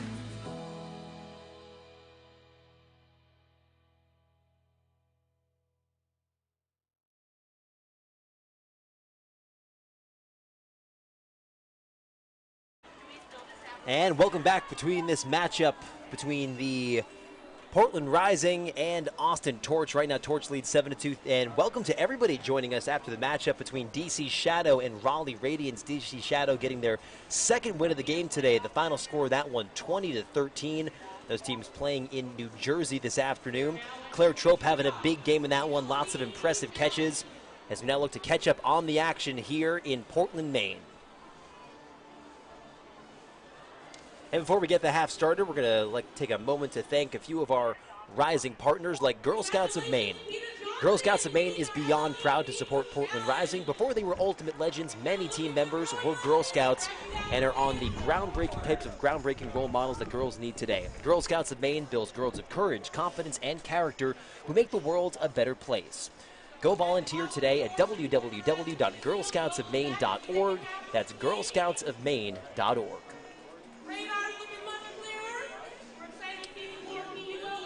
And perhaps one of the most exciting things going into the second half is it's dry again. That was quick. I went down to do the sideline interview, got some drops, and then by the time I came up here, I'm just sweating again. That's good. Well, life's about balance, I suppose. So notably in the first half, Torch with 7 different scorers. Elise Bjork, Julia Schmaltz, Sharon Sau leading the way, and Laura Gerenser, Gabby Quina, Emma Berrigan scored, and Nikki Gilbert to round it out. 7 scorers, 7 points. So an impressive offensive showing, taking advantage of lots of defensive opportunities as well, quickly turning those around into scores. Rising will start on D here. And that's the captain, Elise Bjork, with the disc. A quick stoppage on the sideline. Stoll will be coming back in on 4. Uncontested. Yeah. Okay, so it's a foul, uncontested. It's going to be in on 1. Foul uncontested foul. up the field, so it comes back in on a stall count of 1. Quick strike cut there. Number 12, Annie Ortiz, looking to reset around, and a big layout grab to keep it alive for Torch. Oof. Cheeky throw up the side there. And wow. A little too quick. A little too quick. The drop there setting up an opportunity for Rising to get what would be their first break of the game. The high release over the top to move things up a few yards. Reset to the handler now. Number 23, Emily Bacher, moving it up the field now. A shot floating towards the sideline. Keeping the feet in bounds is number 24, Rachel Kramer. Looking end zone now and finding the streaking teammate down the field. Number 32, Megan Wilson on the score. The second half starts with a break for Portland Rising. Their first one of the game as they close within 4. Right now, Torch leads 7-3. Those two, Megan Wilson and Rachel Kramer, have been playing together for 7 years, many more seasons than that they compete on the club Brute Squad. They played together at Tufts University, an outstanding college program. They were doing an interview yesterday with News Center Maine, and the longevity of their friendship, playership, together, teammateship, I suppose we'd call that, came up many times. Seeing it pay off there as Rising manages to connect for just the 3rd time today in the end zone. That's the kind of tone you want to set yourself off on for sure to start the second half, taking advantage of a quick mistake. Torch trying to move the disc just a little bit too quickly and bobbles it around midfield, and Rising able to turn around quickly and take advantage and find the end zone. And we saw Coach Court Verhalen pumping up their D-line here. Chloe Rouse set to pull with Dushka Baudet, Evie Clement, Lauren Bacher, Lisa Liu, SJ, and Nicole Canning trying to get another one. That pull now on the way. You mentioned talking to the Rising coaching staff before the game, and we were talking just as the broadcast was getting going about their focus on wanting to set the tone early and not be fighting from behind like they found themselves doing against Revolution Pro last night, as there seems to be either a strip or foul call on that play right there. Well, this is an opportunity for Rising to come back out, and maybe they couldn't set the tone at the beginning of the game, but think about this half as the start of a whole new competition, and still a lot of ultimate ahead that they have the opportunity to set the pace, set the tone, and really dictate the way that this game goes for the second half. I mean, I think that's what you got to do at this point. It's every point one at a time, and trust in your team. Tapping this one back in here. Austin's disc. Taking a shot towards the in cutter, about a 10-yard gain there. Nicole Canning shutting down that up line and then almost making a play on the in-cut, really known as a defensive handler stopper, and we're seeing it right there. But Torch retains possession 30 yards outside the end zone.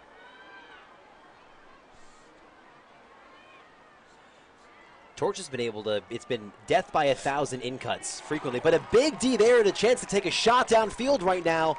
Torch doing a good job taking away that potential big shot. And Lauren Batry with the disc. The big around and the nice grab from number 6, Chloe Rouse, to keep that one alive. Finding the in-cutter now with number 27, SJ. I think, oh, there we go. SJ taking a shot downfield, floating up. That's a pretty one. Into the hands of the teammate, number 28, Nicole Canning. That is a pretty, How's that for 2 breaks in a row to start the second half? That's how I think Torch came out of the second quarter. Rising's getting a turn now. Yeah, on that turn, I thought it was a real missed opportunity to push that fast break. We had a streaking Rouse downfield, didn't seem to want the disc. Batry didn't put it up, but SJ able to manufacture one for Nicole Canning there, and Rising putting some offense together. Absolutely, and on that turn with the player streaking downfield, a lot of bodies right in front of the disc. It can be difficult to find that one going upfield all the time. We've also seen the wind make things a little bit unpredictable here. So the players may be a little more likely to holster that disc rather than taking those shots 100% of the time. They want to be sure they're going to be finding the end zone there. A defensive line now out there for Portland. Number 6, Chloe Rouse, set to pull. Rouse had a nice one-handed grab that last point to keep the possession alive. Rouse with the pull, floating down towards the opposite side.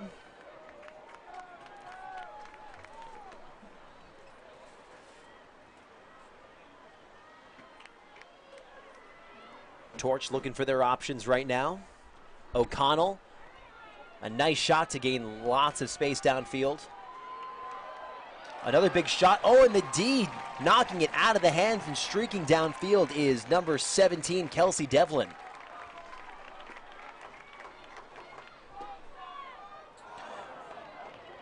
That one falling just out of the hands there of Emma Palacio. Torch picks up again, a shot upfield. O'Connell now on the sideline in power position, thinking end zone, floats it up. And stopped by Chloe Rouse. Chloe Rouse looking like there's a height advantage there with that matchup. Happy to take advantage of it. Bit of a bladey reset back to the center there now. Number 23, Emily Batry with it. Waiting for some of those cuts to develop downfield now. Portland on the far sideline. A swing back to the middle. Lot of these, Another of those big break side swings, and now the big backhand downfield to a wide open cutter. That's Dushka Baudet to Adele Pitts bringing it in. Pitts NASA with resets. the disc. Pitts is still open. Oh, and you The hate to see that one. missed opportunity there for Portland. That's just an execution error on the end zone line. O'Connell will pick up and get the offense going the other way now.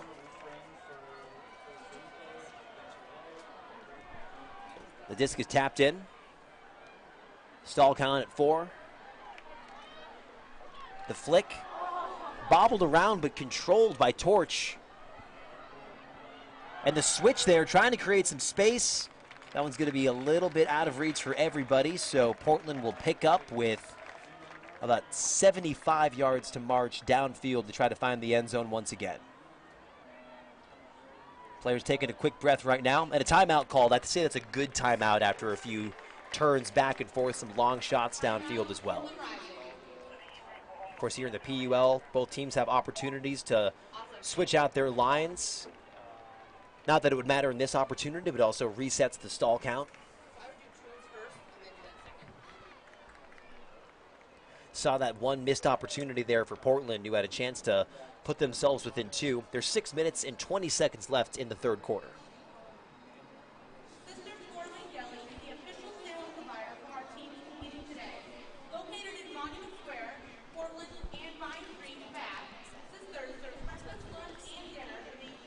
see some subs coming in.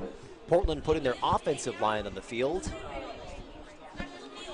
Looks like number 5, Kay Cole, will pick up. And Torch we're seeing taking full advantage of the talking time this time. There's been a couple times they've been quick to the line, but really wanting to make sure they know what's happening going into this D point. Lizzie Laurie, we caught you on camera doing that robot move, going back a little bit closer to the disc.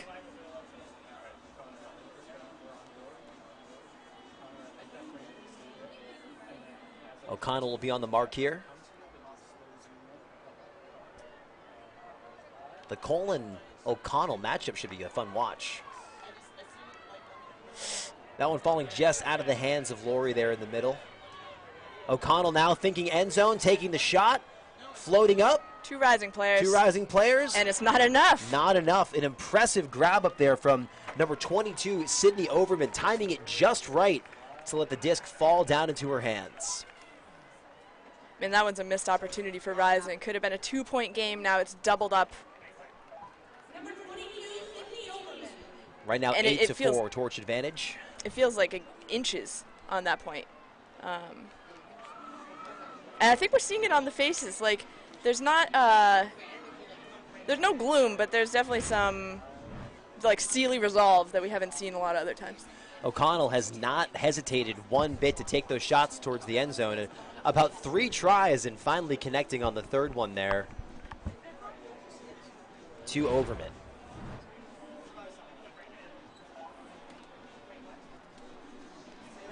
In 2019, O'Connell leading the torch with both blocks and scores.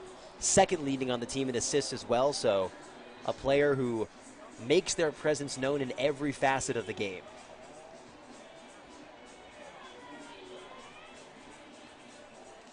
Six minutes and 6 seconds left to play here in the third.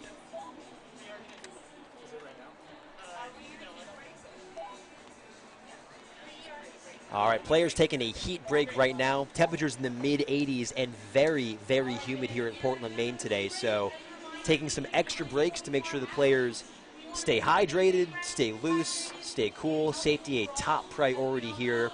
Safety for the players, #1 priority.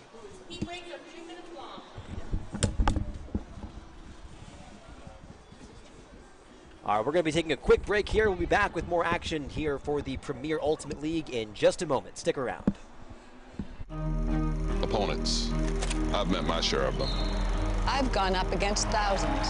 And if you want to beat them, you can't just sit on the sidelines. You need to do what it takes to come out on top. This virus is the opponent we're all up against. But there's a way to beat it. Get vaccinated. It's effective and can protect you and the people you care about. So when it's your turn, roll up your sleeves and let's get to the finish line together.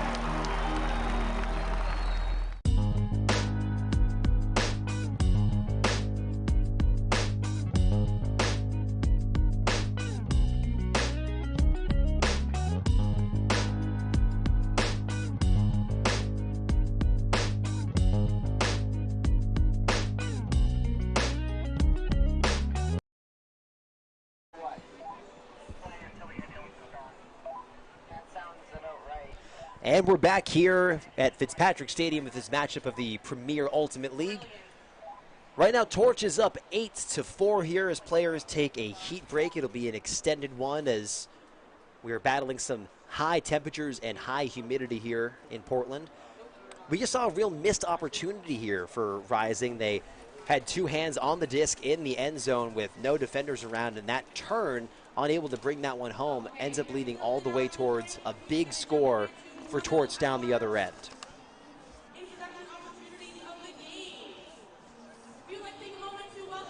And we'd like to take a moment to thank some of our Rising partners here this afternoon. Partners like Northeast Delta Dental. Northeast Delta Dental is the region's most trusted name in dental insurance for companies of all sizes, individuals, and families in Maine, New Hampshire, and Vermont, administering dental benefits for more than 961,000 people. To learn more about their products and how they can keep you smiling, visit nedelta.com. That is nedelta.com. Also want to give a shout out to LL Bean, because the folks at LL Bean believe the more time you spend outside together, the better. That's why they designed products like the Rising's Team Adventure Duffel Bag that makes it easier to take longer walks, have deeper talks, and never worry about the weather. Thank you to LL Bean for your support.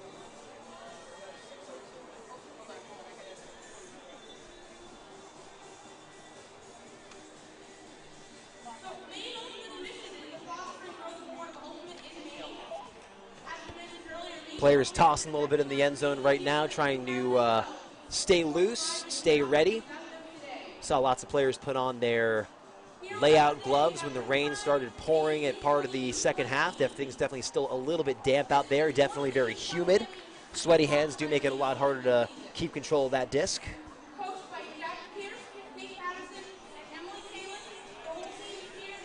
And the broadcast you're watching right now, of course, brought to you by Spin Ultimate. Spin Ultimate is the official live stream sponsor of the Premier Ultimate League. Thank you to Spin Ultimate for your support.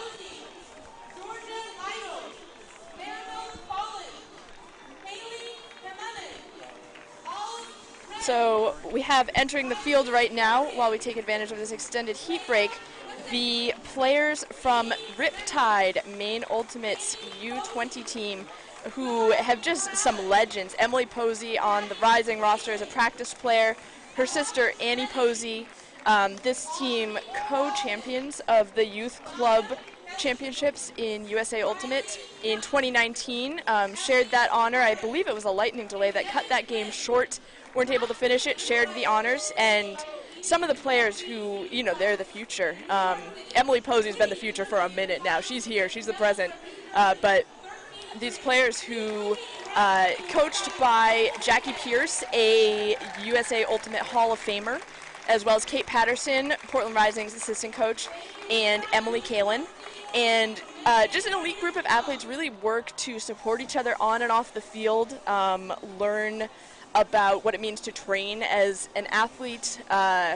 And you know what this team has that not a lot of other youth teams has is dominant throws. There's so many people on this youth roster who can hit any point on the field at will, and it's tough to defend. They were actually at Boston Invite, an adult club tournament in June, and went undefeated day one, beat a lot of club teams Saturday, took New York Bent to a real close game and earned themselves a lot of fans from that. There's been some Instagram love about it.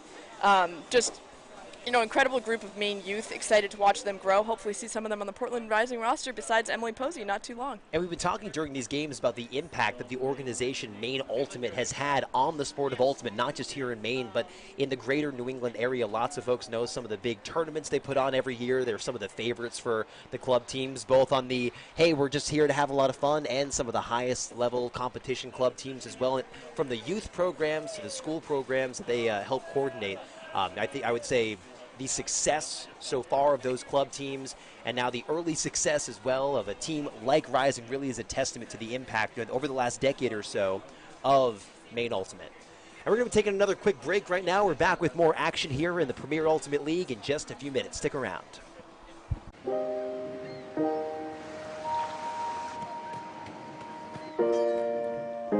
In New England, we are resilient. It takes hard work and determination to earn respect. Sometimes it takes decades. And it always takes someone being on your side.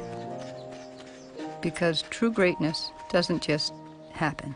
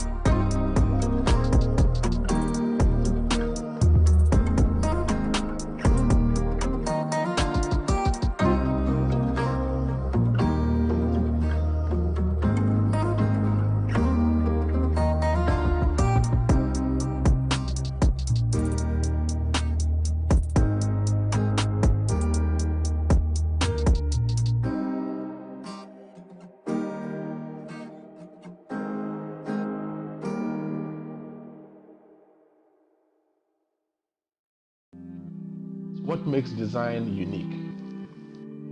That uniqueness is innovation. My name is Ebenezer Akakpo, a native of Ghana. Growing up, my dad was an architect. Maybe that is where it all started. As part of wanting to be an architect, I attended Ghana Secondary Technical School. I also got extremely intrigued by technical drawing.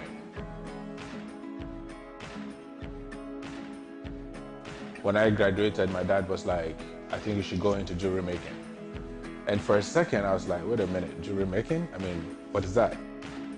The first time I went to the jewelry shop, the manager had a degree in jewelry making from the university, looking like a doctor. I was like, wow, this is actually cool.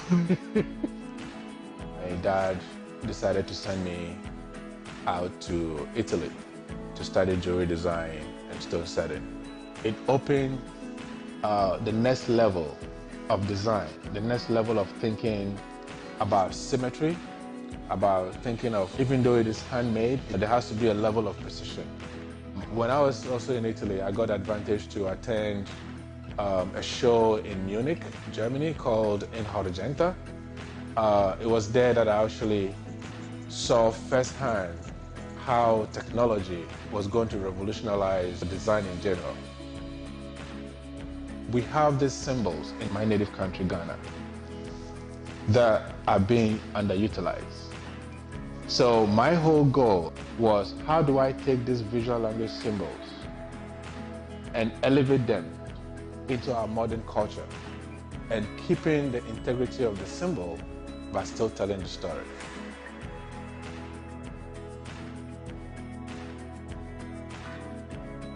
That same story I see even in my work today. I see that by using the patterns to create coasters, earrings, pendants, cuffs, people look at them and they find their own story.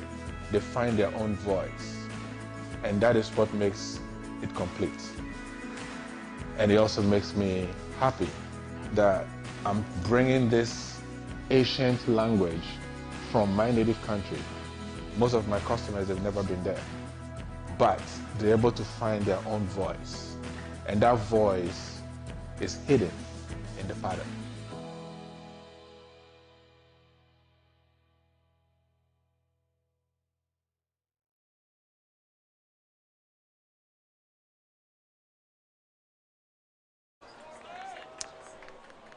And we are back here live from Fitzpatrick Stadium for this matchup between the Torch and Portland Rising.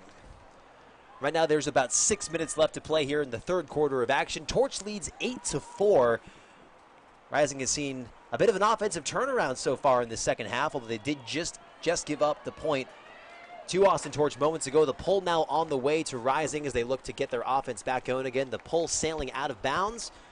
So Rising will pick up at the center mark and look to march about 60 yards downfield and score.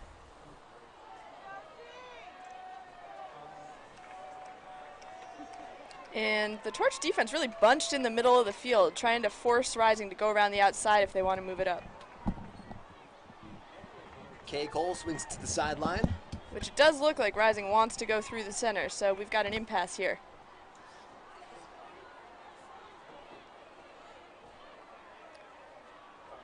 Bit of a two-person wall in front of the handler at all times right now. The shot over the top, connecting to number 8, Kelly Kerwin. Kelly Kerwin just 4'10" and getting up for that. Got to be one of the most effective, shortest players in Ultimate, I mean.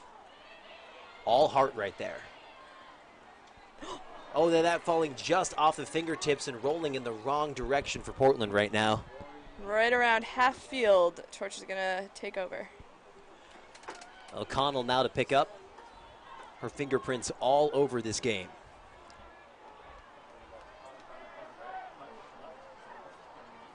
Number 17, Kelsey Devlin on the mark, looking to keep them on the sideline. Nice sliding grab, making sure. And a shot towards the end zone, and the beautiful quick throw there connecting into the end zone for Torch to go up again.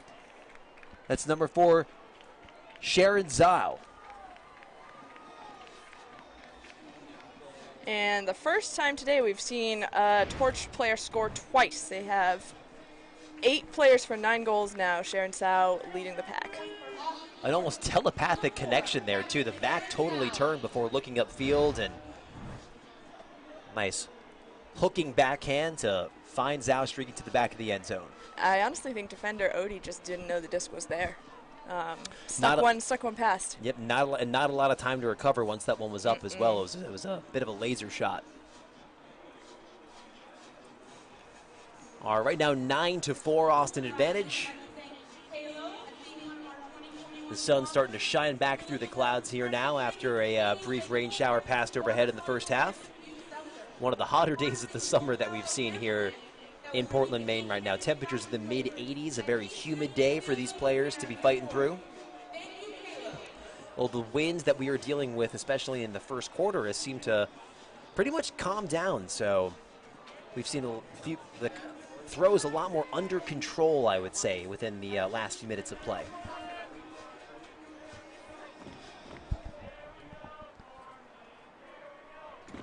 Got the "Here we go Portland" chant going in the crowd right now.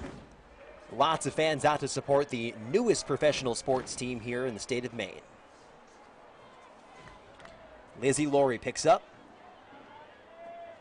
centers it back around. The reset back to Laurie. And a big shot looking downfield. That'll get them close to the end zone. The one-handed grab and falling down is number 3, Kay Cole.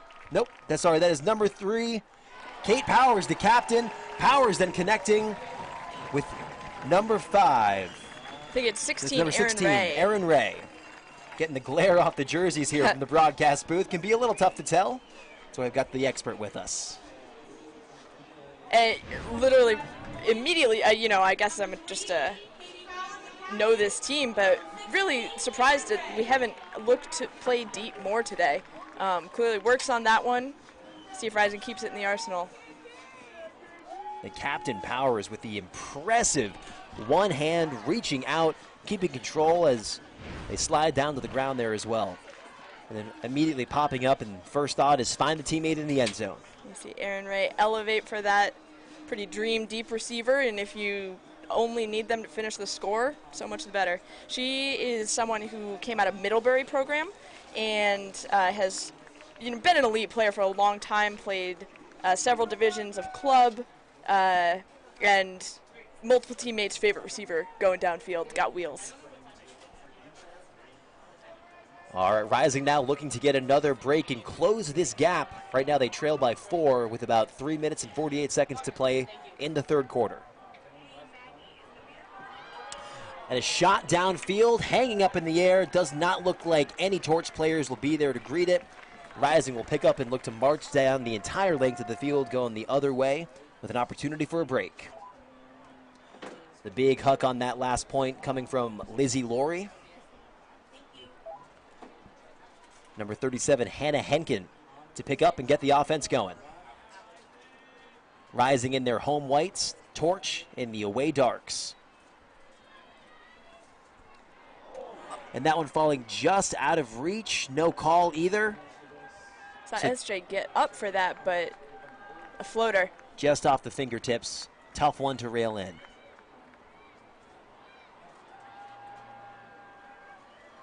Torch about 8 yards out from their end zone. Couple of quick handler resets, waiting for more cuts to develop downfield. The shot to the end zone now.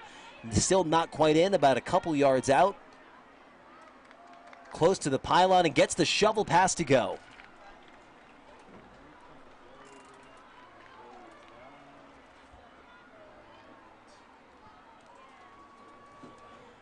Looks like that may have been number 95.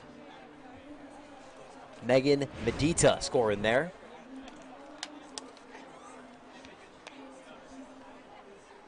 Mendieta, a really deep ultimate pedigree, has done a lot for the sport, for the past few years. Graduate student in biomedical engineering at the University of Houston just began, and also recently accepted a position as the VP of Youth Equity and Inclusion within HUC, the Houston Ultimate Community, which is the local disc org. So a leader on off the field and showing up on the stat sheet.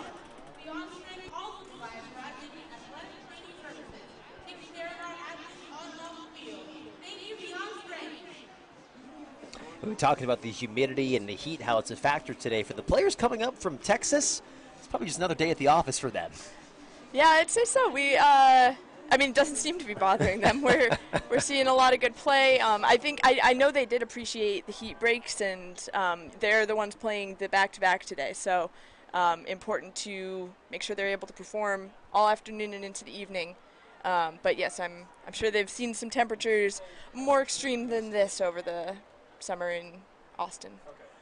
The pull from O'Connell now, sinking back into center field, falling about 25 yards short of the end zone. The center now to Lizzie Laurie. She had the big shot downfield on the last chance that Portland had to score. Right now it's Kay Cole. The reset back to Laurie.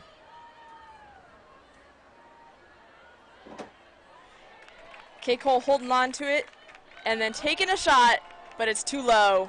I think that's Ronnie Eater just being in the way.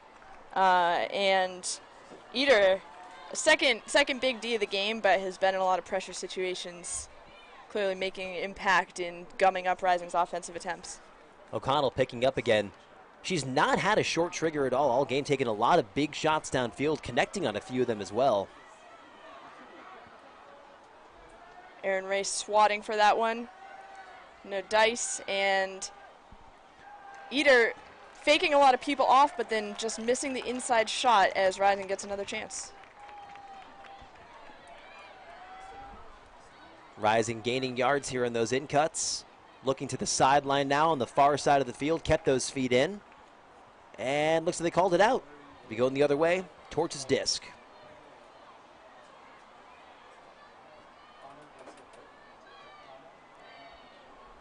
Laura Garanser to pick up, get the offense initiated.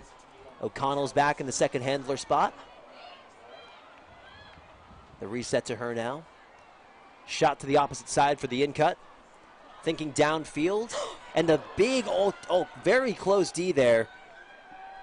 Number 33, Yuga Zhao, very close on that one.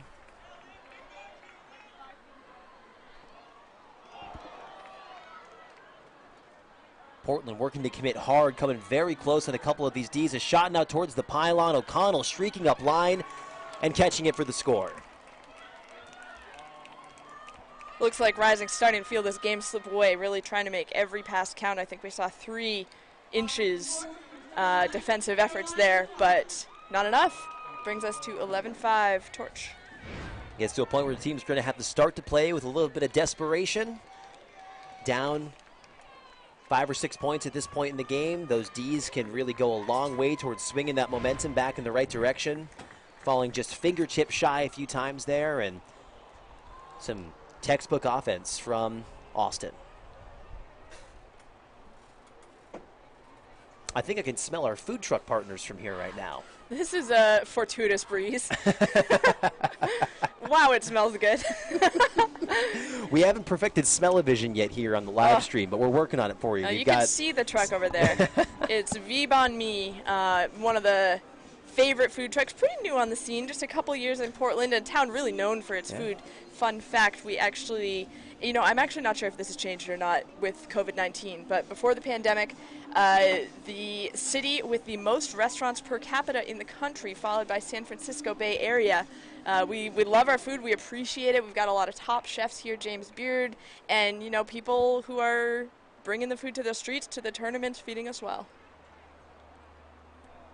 The food truck scene definitely growing and vibrant here in Portland as well. We love to take it in. The poll now on the way towards Rising as they look to get their 6th point of the day. They trail by 6 right now.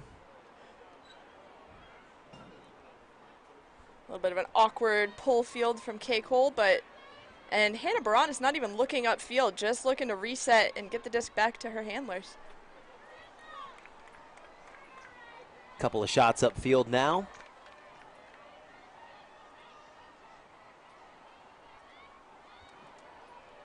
Number 8, Kelly Kerwin, sets it back to the middle.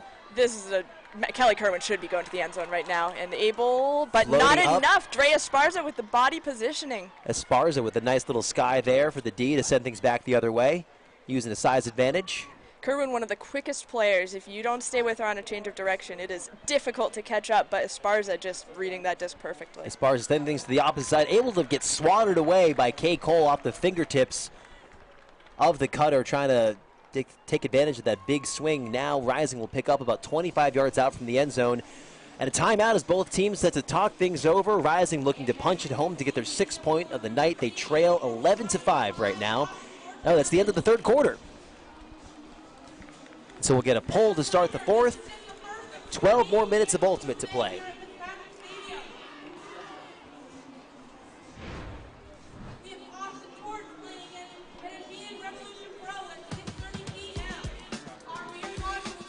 Torch will take on Medellin Revolution Pro later this evening, right here in Portland, Maine.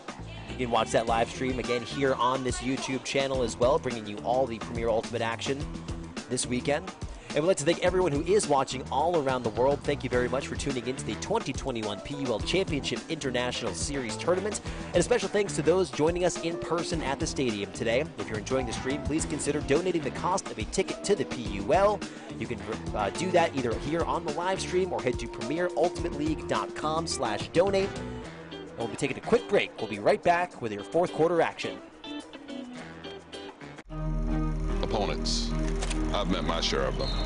I've gone up against thousands. And if you want to beat them, you can't just sit on the sidelines. You need to do what it takes to come out on top. This virus is the opponent we're all up against. But there's a way to beat it. Get vaccinated. It's effective and can protect you and the people you care about. So when it's your turn, roll up your sleeves and let's get to the finish line together.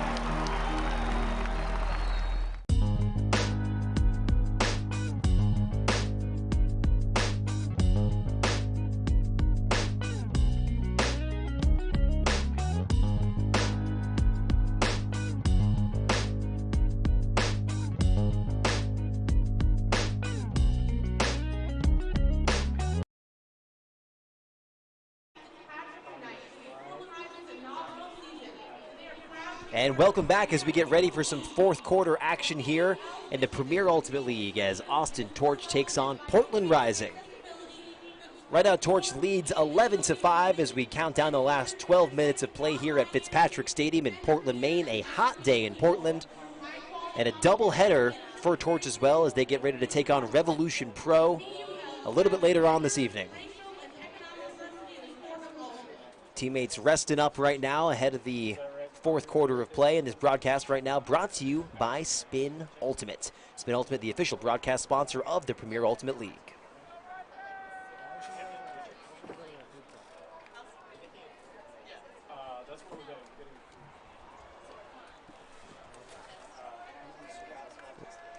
Rising on the right side of your screen, waiting to receive. The PUL coming from Austin right now.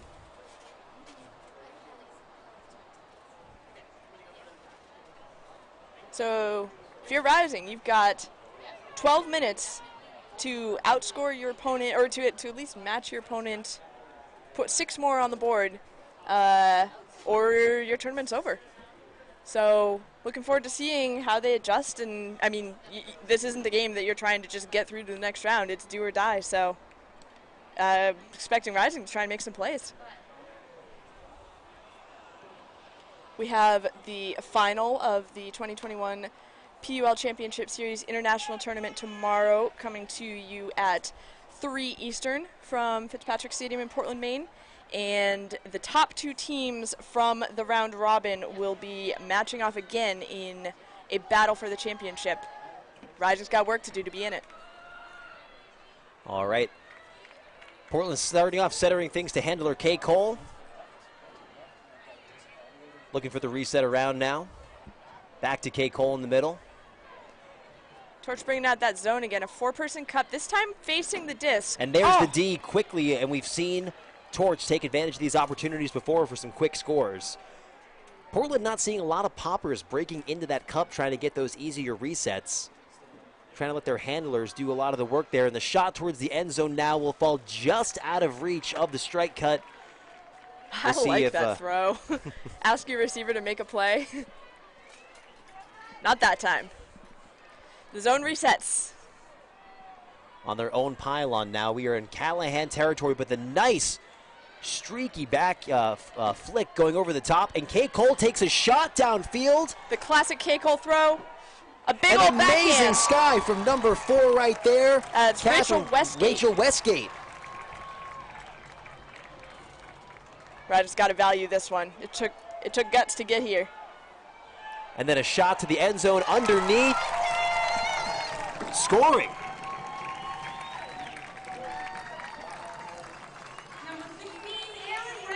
Number 16, Aaron Ray on the score right there. Aaron's second goal in a row for Rising. Heating up.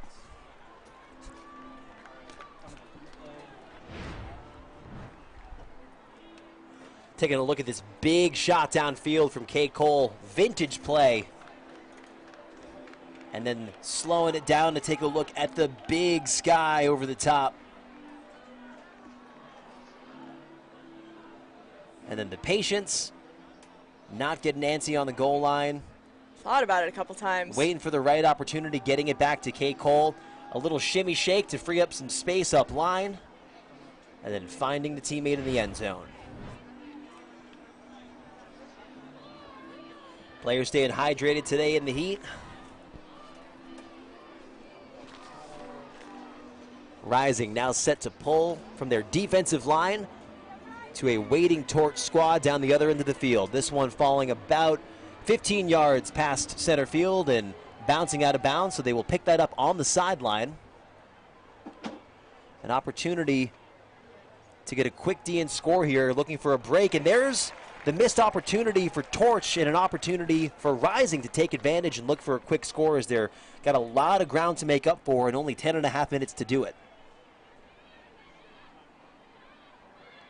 Holstering the looks upfield, now looking for the reset. Stall count getting high, but finds the handler.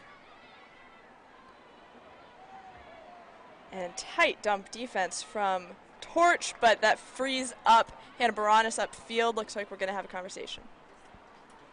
A violation called near the stack. Stall's coming back in on one as soon as it's tapped in, and here we go. A flick upfield. Working it now up towards the end zone, floating and into the hands of number 52, Caitlin O'Connell, the captain, with the first break in quite a while for Rising. That's SJ's second assist of the game. SJ deciding it's time to go. The clock on the broadcast about 1 minute behind the game clock we have on the field right now, which is at 9 minutes and 37 seconds. We're taking a look at the replay here. The big flick floating up and into the hands of the captain. Always a steady hand for the offense there, Caitlin O'Connell. Steady hand and making some huge plays this weekend over some of the best defenders in the world. That was past the outstretched hand of Julia Schmaltz. Just an elite receiver. A lot of discs find their way into her hands, and we saw Caitlin make a similar play yesterday going up over Elizabeth Mosquera. Doing it with some of the best in the world right there.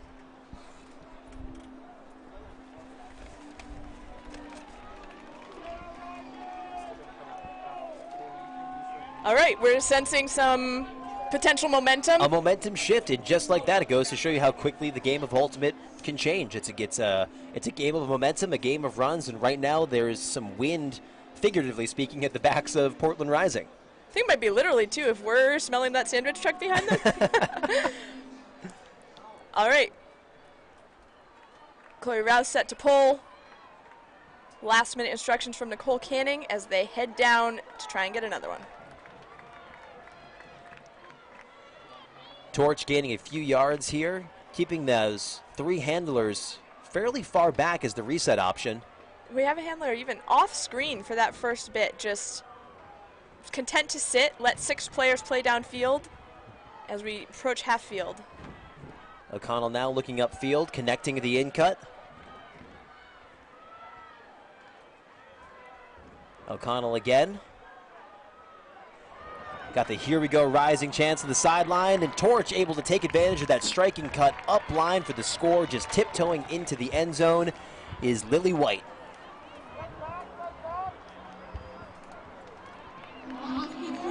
Eight minutes and 58 seconds to play now. 12-7 Austin Torch over Portland Rising here at Fitzpatrick Stadium in Portland, Maine. Taking a look at the replay here. Thought about it twice before looking upfield. There's the shot. Gets both feet set, down and in, no question about it.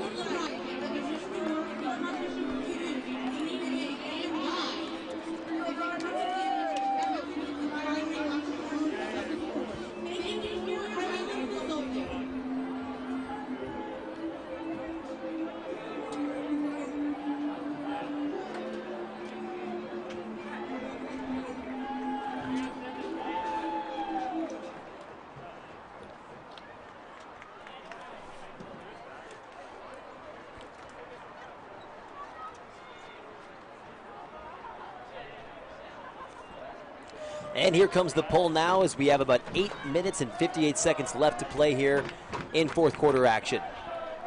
Rising picks up, back to the middle now. A look towards the sideline. Laurie thinking shot downfield. It's going to be a one-on-one ball. Goes up and uses the body positioning for the score. That's Erin Ray, number 16. 3 of the last 4 goals for Erin go into the end zone. The big shot from Lizzie Laurie, too, immediately thinking end zone. Catching that disc with just a little bit of space, and no question about it, the big backhand. And Erin Ray doing a fantastic job on the box out, keeping the defender on her back and getting the score. Abby Thorpe, you saw it there and just could not get to the disc. Thorpe, a player who has 8 younger siblings. You think that box out's probably not the first time she's experienced that? As the youngest of 6, I can tell you that I've been boxed out plenty of times, yes. Maybe Thorpe's usually the one doing the box it's out. usually out of family photos, though. Anyway, Erin Ray heating up. 3 of the last 4 bring Rising to 8 total. And I think we got to be asking ourselves, why did Rising not start shooting deep before the fourth quarter? Well, we know that the wind was a big factor early on in the game, and even after it calmed down, you wonder how much of that mental block was still there, not necessarily trusting the throws right away, even with conditions calming down. The pull now on the way and falling into the hands of Torch. And you see again, these handlers just hanging behind the disc. They want the maximum amount of space for their cutters. And too much space. Lauren Bacher picks up to go the other way. Bacher thinking break side, reconsiders, finds the reset. Back to Bacher now. Waiting for some of those cuts to develop out of the back of the stack. Not a lot home right now. A little bit of poaching happening in the front of that stack, but a great job finding some space there towards the sideline. And the feet going out of bounds there for Rising. Torch will pick up and go the other way. 7 minutes and 47 seconds to play here in the fourth quarter, a 4-point game. Ross, I just got stressed. Right back to last night, right? Wow, the big layout keeping the hands underneath. And now the shot upfield, gaining about 20 yards. Starting to think end zone here is Torch. Austin looks for the reset now. Some of that clamp down defense that we saw, and there's some contact on that. Player's going to talk it through. Some of the clamping down defense that we've seen, especially in the end zone from Rising these last 2 nights, has gone away a little bit, I would say, here in the second half, especially with both teams thinking deep a little bit more. We're not getting so many of those tight, not a lot of space plays in the end zone. Resetting to the break side now is Torch. Now the big layout grab to keep the hopes of scoring alive. That's number 95, Megan Medietta.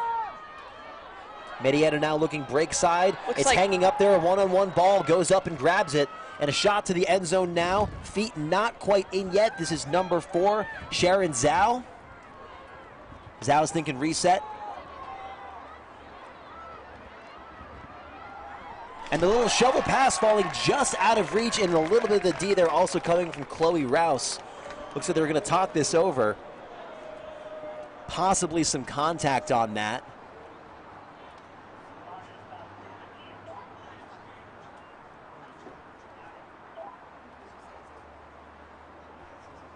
Clock stopping right here.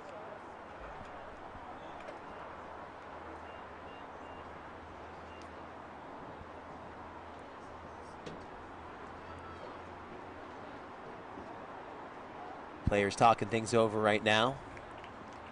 Mendieta looks okay.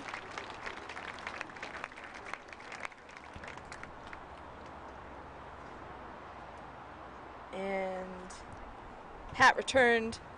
Very important. Oh, looks like it going back. It's going back. Man, I thought that was clean. There was definitely contact after the play, but I thought it was Chloe Rouse getting hand on the disc first. Tough to see here with the players on the sideline. I do wonder if maybe feet got tangled up as they were sprinting towards that pylon. Swinging to the opposite side now. A good job of taking away that break side throw, though, to prevent the score there. And then the big layout to keep the hopes of scoring alive here for Torch. Back to the center. And a violation called in the middle of the end zone. Possibly a pick. Observers going in to find out what the call was. All right, they're tapping in on stall 5.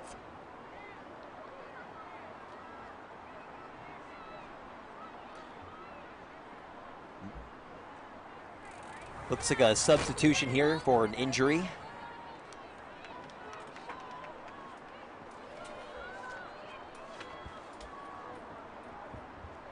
And observer Malika Smoot correctly noting that the pick did not affect this continue to the middle of the field.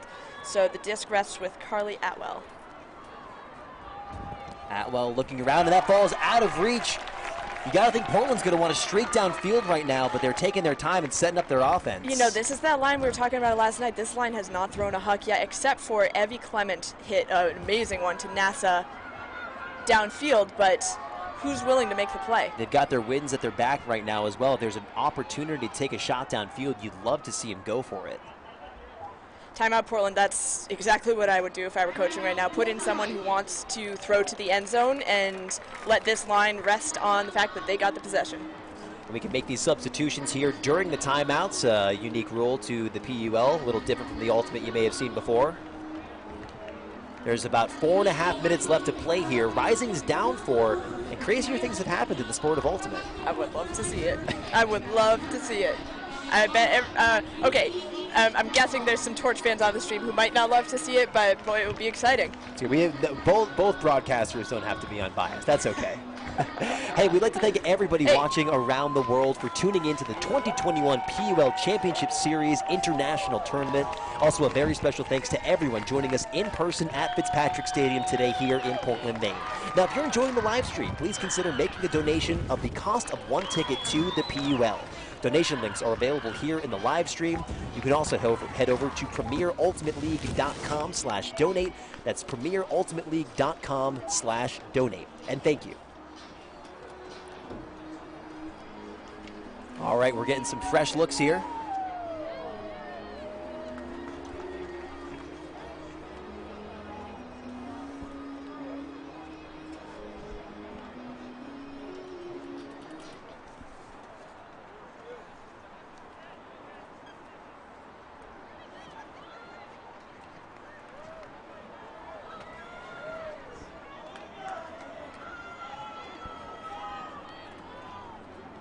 All right, a hammer over the top now to get out of that cup.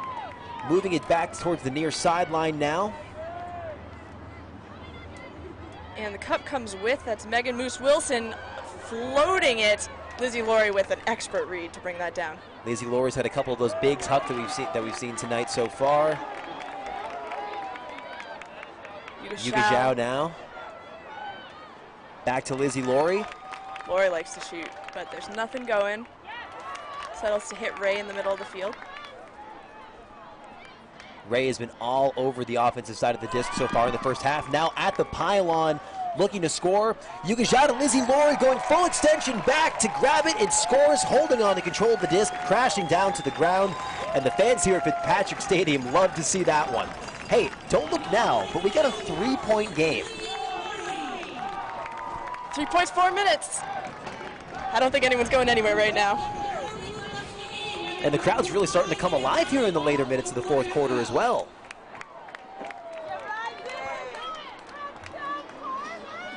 Look at the body control from Laurie there to be able to stop her momentum on a dime, reach back, full extension, grab the disc on the rim and hold on to it going down in a very impressive play. Laurie, the hero of that point, tracking down a wayward scuba, finding space in the middle of the field, keeping flow going, and then doing what it took to make sure that that disc was a goal. Laurie, initially from Colorado, just currently in the process of defending her thesis at the University of Vermont, so got a lot going on off the field, but has moved to Maine for the past 6 weeks to fully be part of the Rising season. That commute from Vermont was no joke, and then obviously we've been separate during the pandemic, but came to stay in the Rising apartment.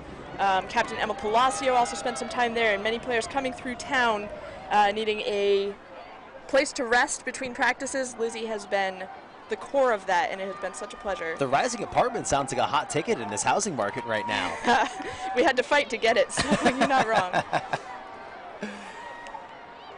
Torch stifled in the backfield right now, and you're seeing that gap, but no problem crossing it. A big shot now, the flick floating high, curling back into the end zone. It'll get there, and a hand on it, towing the line into the end zone. They're gonna say it was in. They'll count it. And Hannah Baranis making up ground on that, fingertips. That was number 69, Jamie Estes, pulling that one in.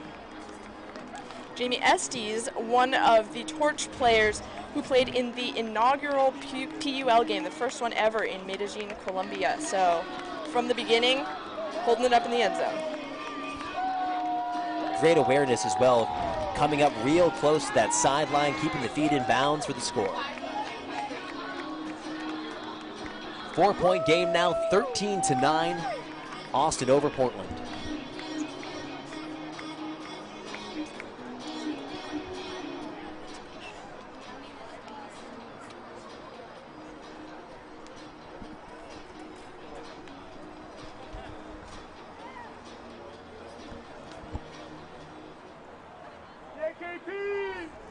And a reminder that this broadcast is brought to you by Spin Ultimate, the official live stream sponsor of the Premier Ultimate League. Austin now back, ready to pull towards the waiting Rising O-line. Rising will be going right to left on your screen as they look to close more of this gap with 3.5 minutes left to play in the fourth quarter of action. And we're seeing a handful of fans from the crowd today migrating over to the far bleacher to take advantage of the shade that has started to fall as the sun moves through the sky. Getting ready to watch the last 3 minutes, 30 seconds. Low pull, turfing out about 30 yards short of the end zone. See what kind of offense Portland can string together here. Laurie now on the near sideline, up to Yuka Zhao. Yuka Zhao gets the flick continuation upfield. A big opportunity here for Portland. A couple one-on-one opportunities in the end zone, and the incredible layout D there from Austin to prevent the score, stuffed at the goal line.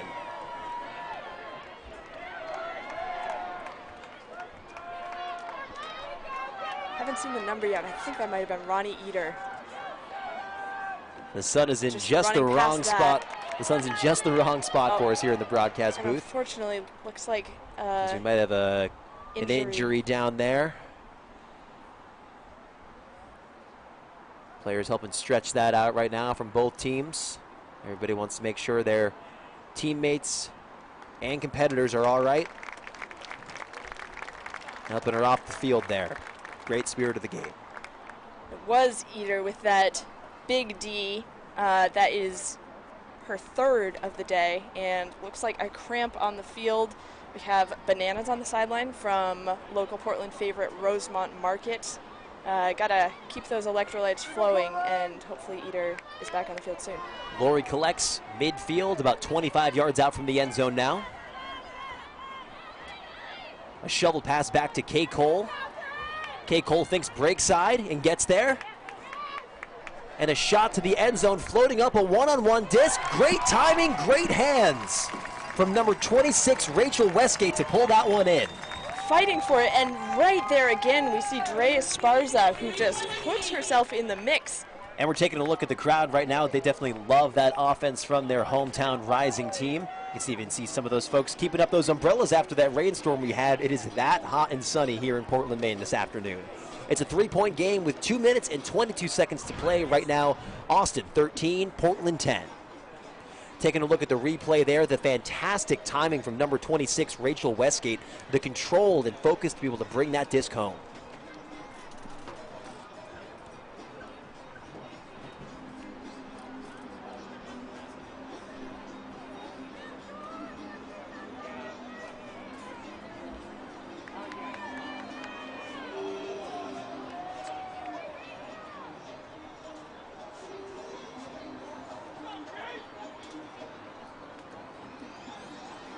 Rising's defensive line out there now set to pull the torch.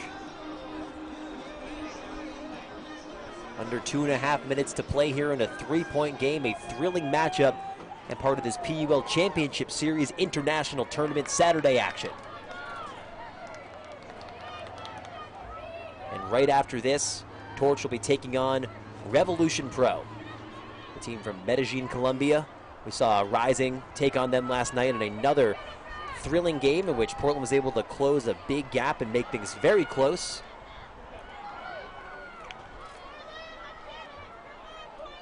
And a violation called here. A pick. Players will catch up with each other. And the disc tapped back in.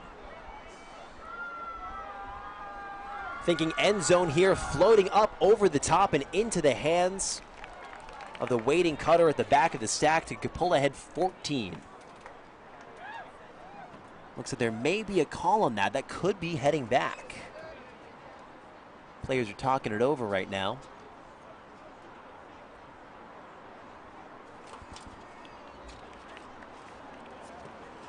And that one will go back.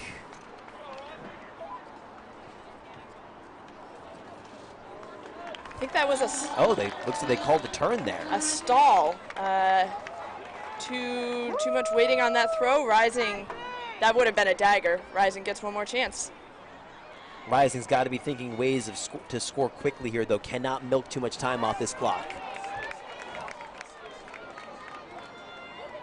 A shot up the sideline now. Thinking deep shot. Going deep shot.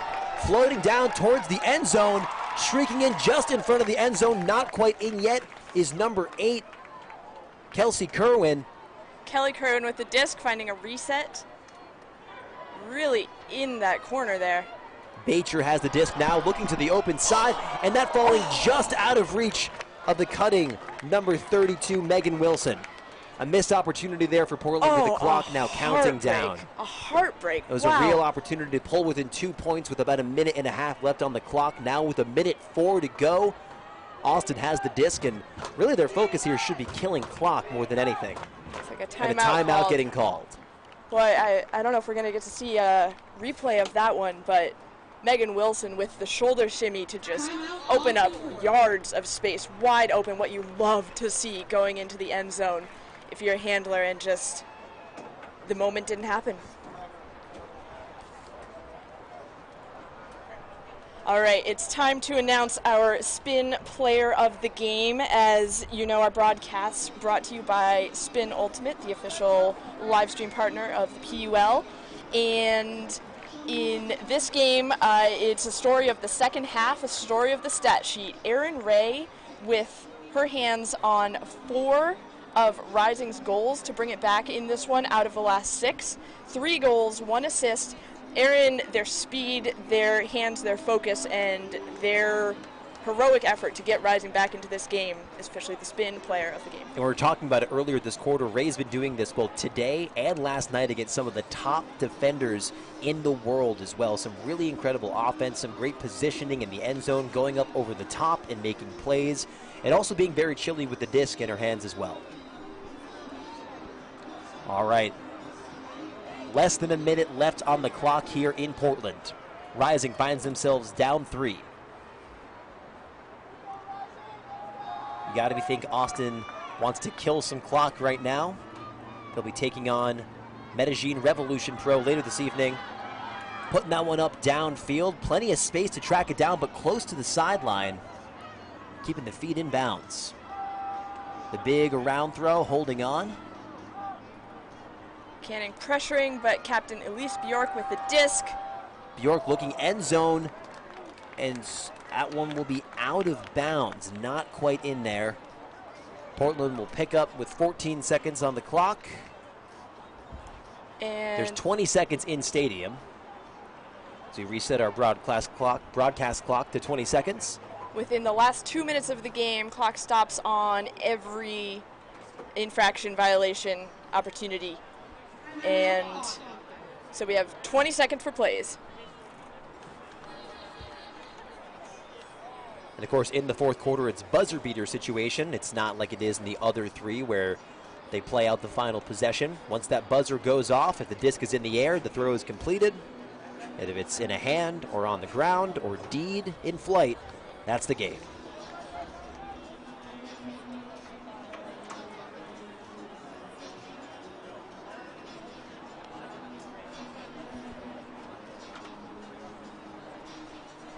Taking a look now at this Austin squad. Making the long trip here to Portland, Maine for this weekend's competition, the PUL's Championship Series International Tournament. And for those of you watching all around the country right now, a reminder that this broadcast is brought to you by Spin Ultimate, the official live stream sponsor of the Premier Ultimate League, and not just watching around the country, but all around the world.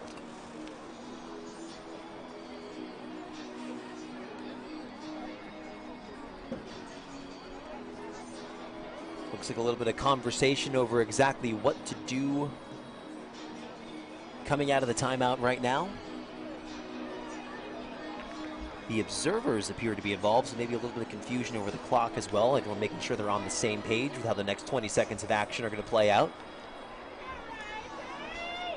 Again, on any D, out of bounds, violation call, anything like that.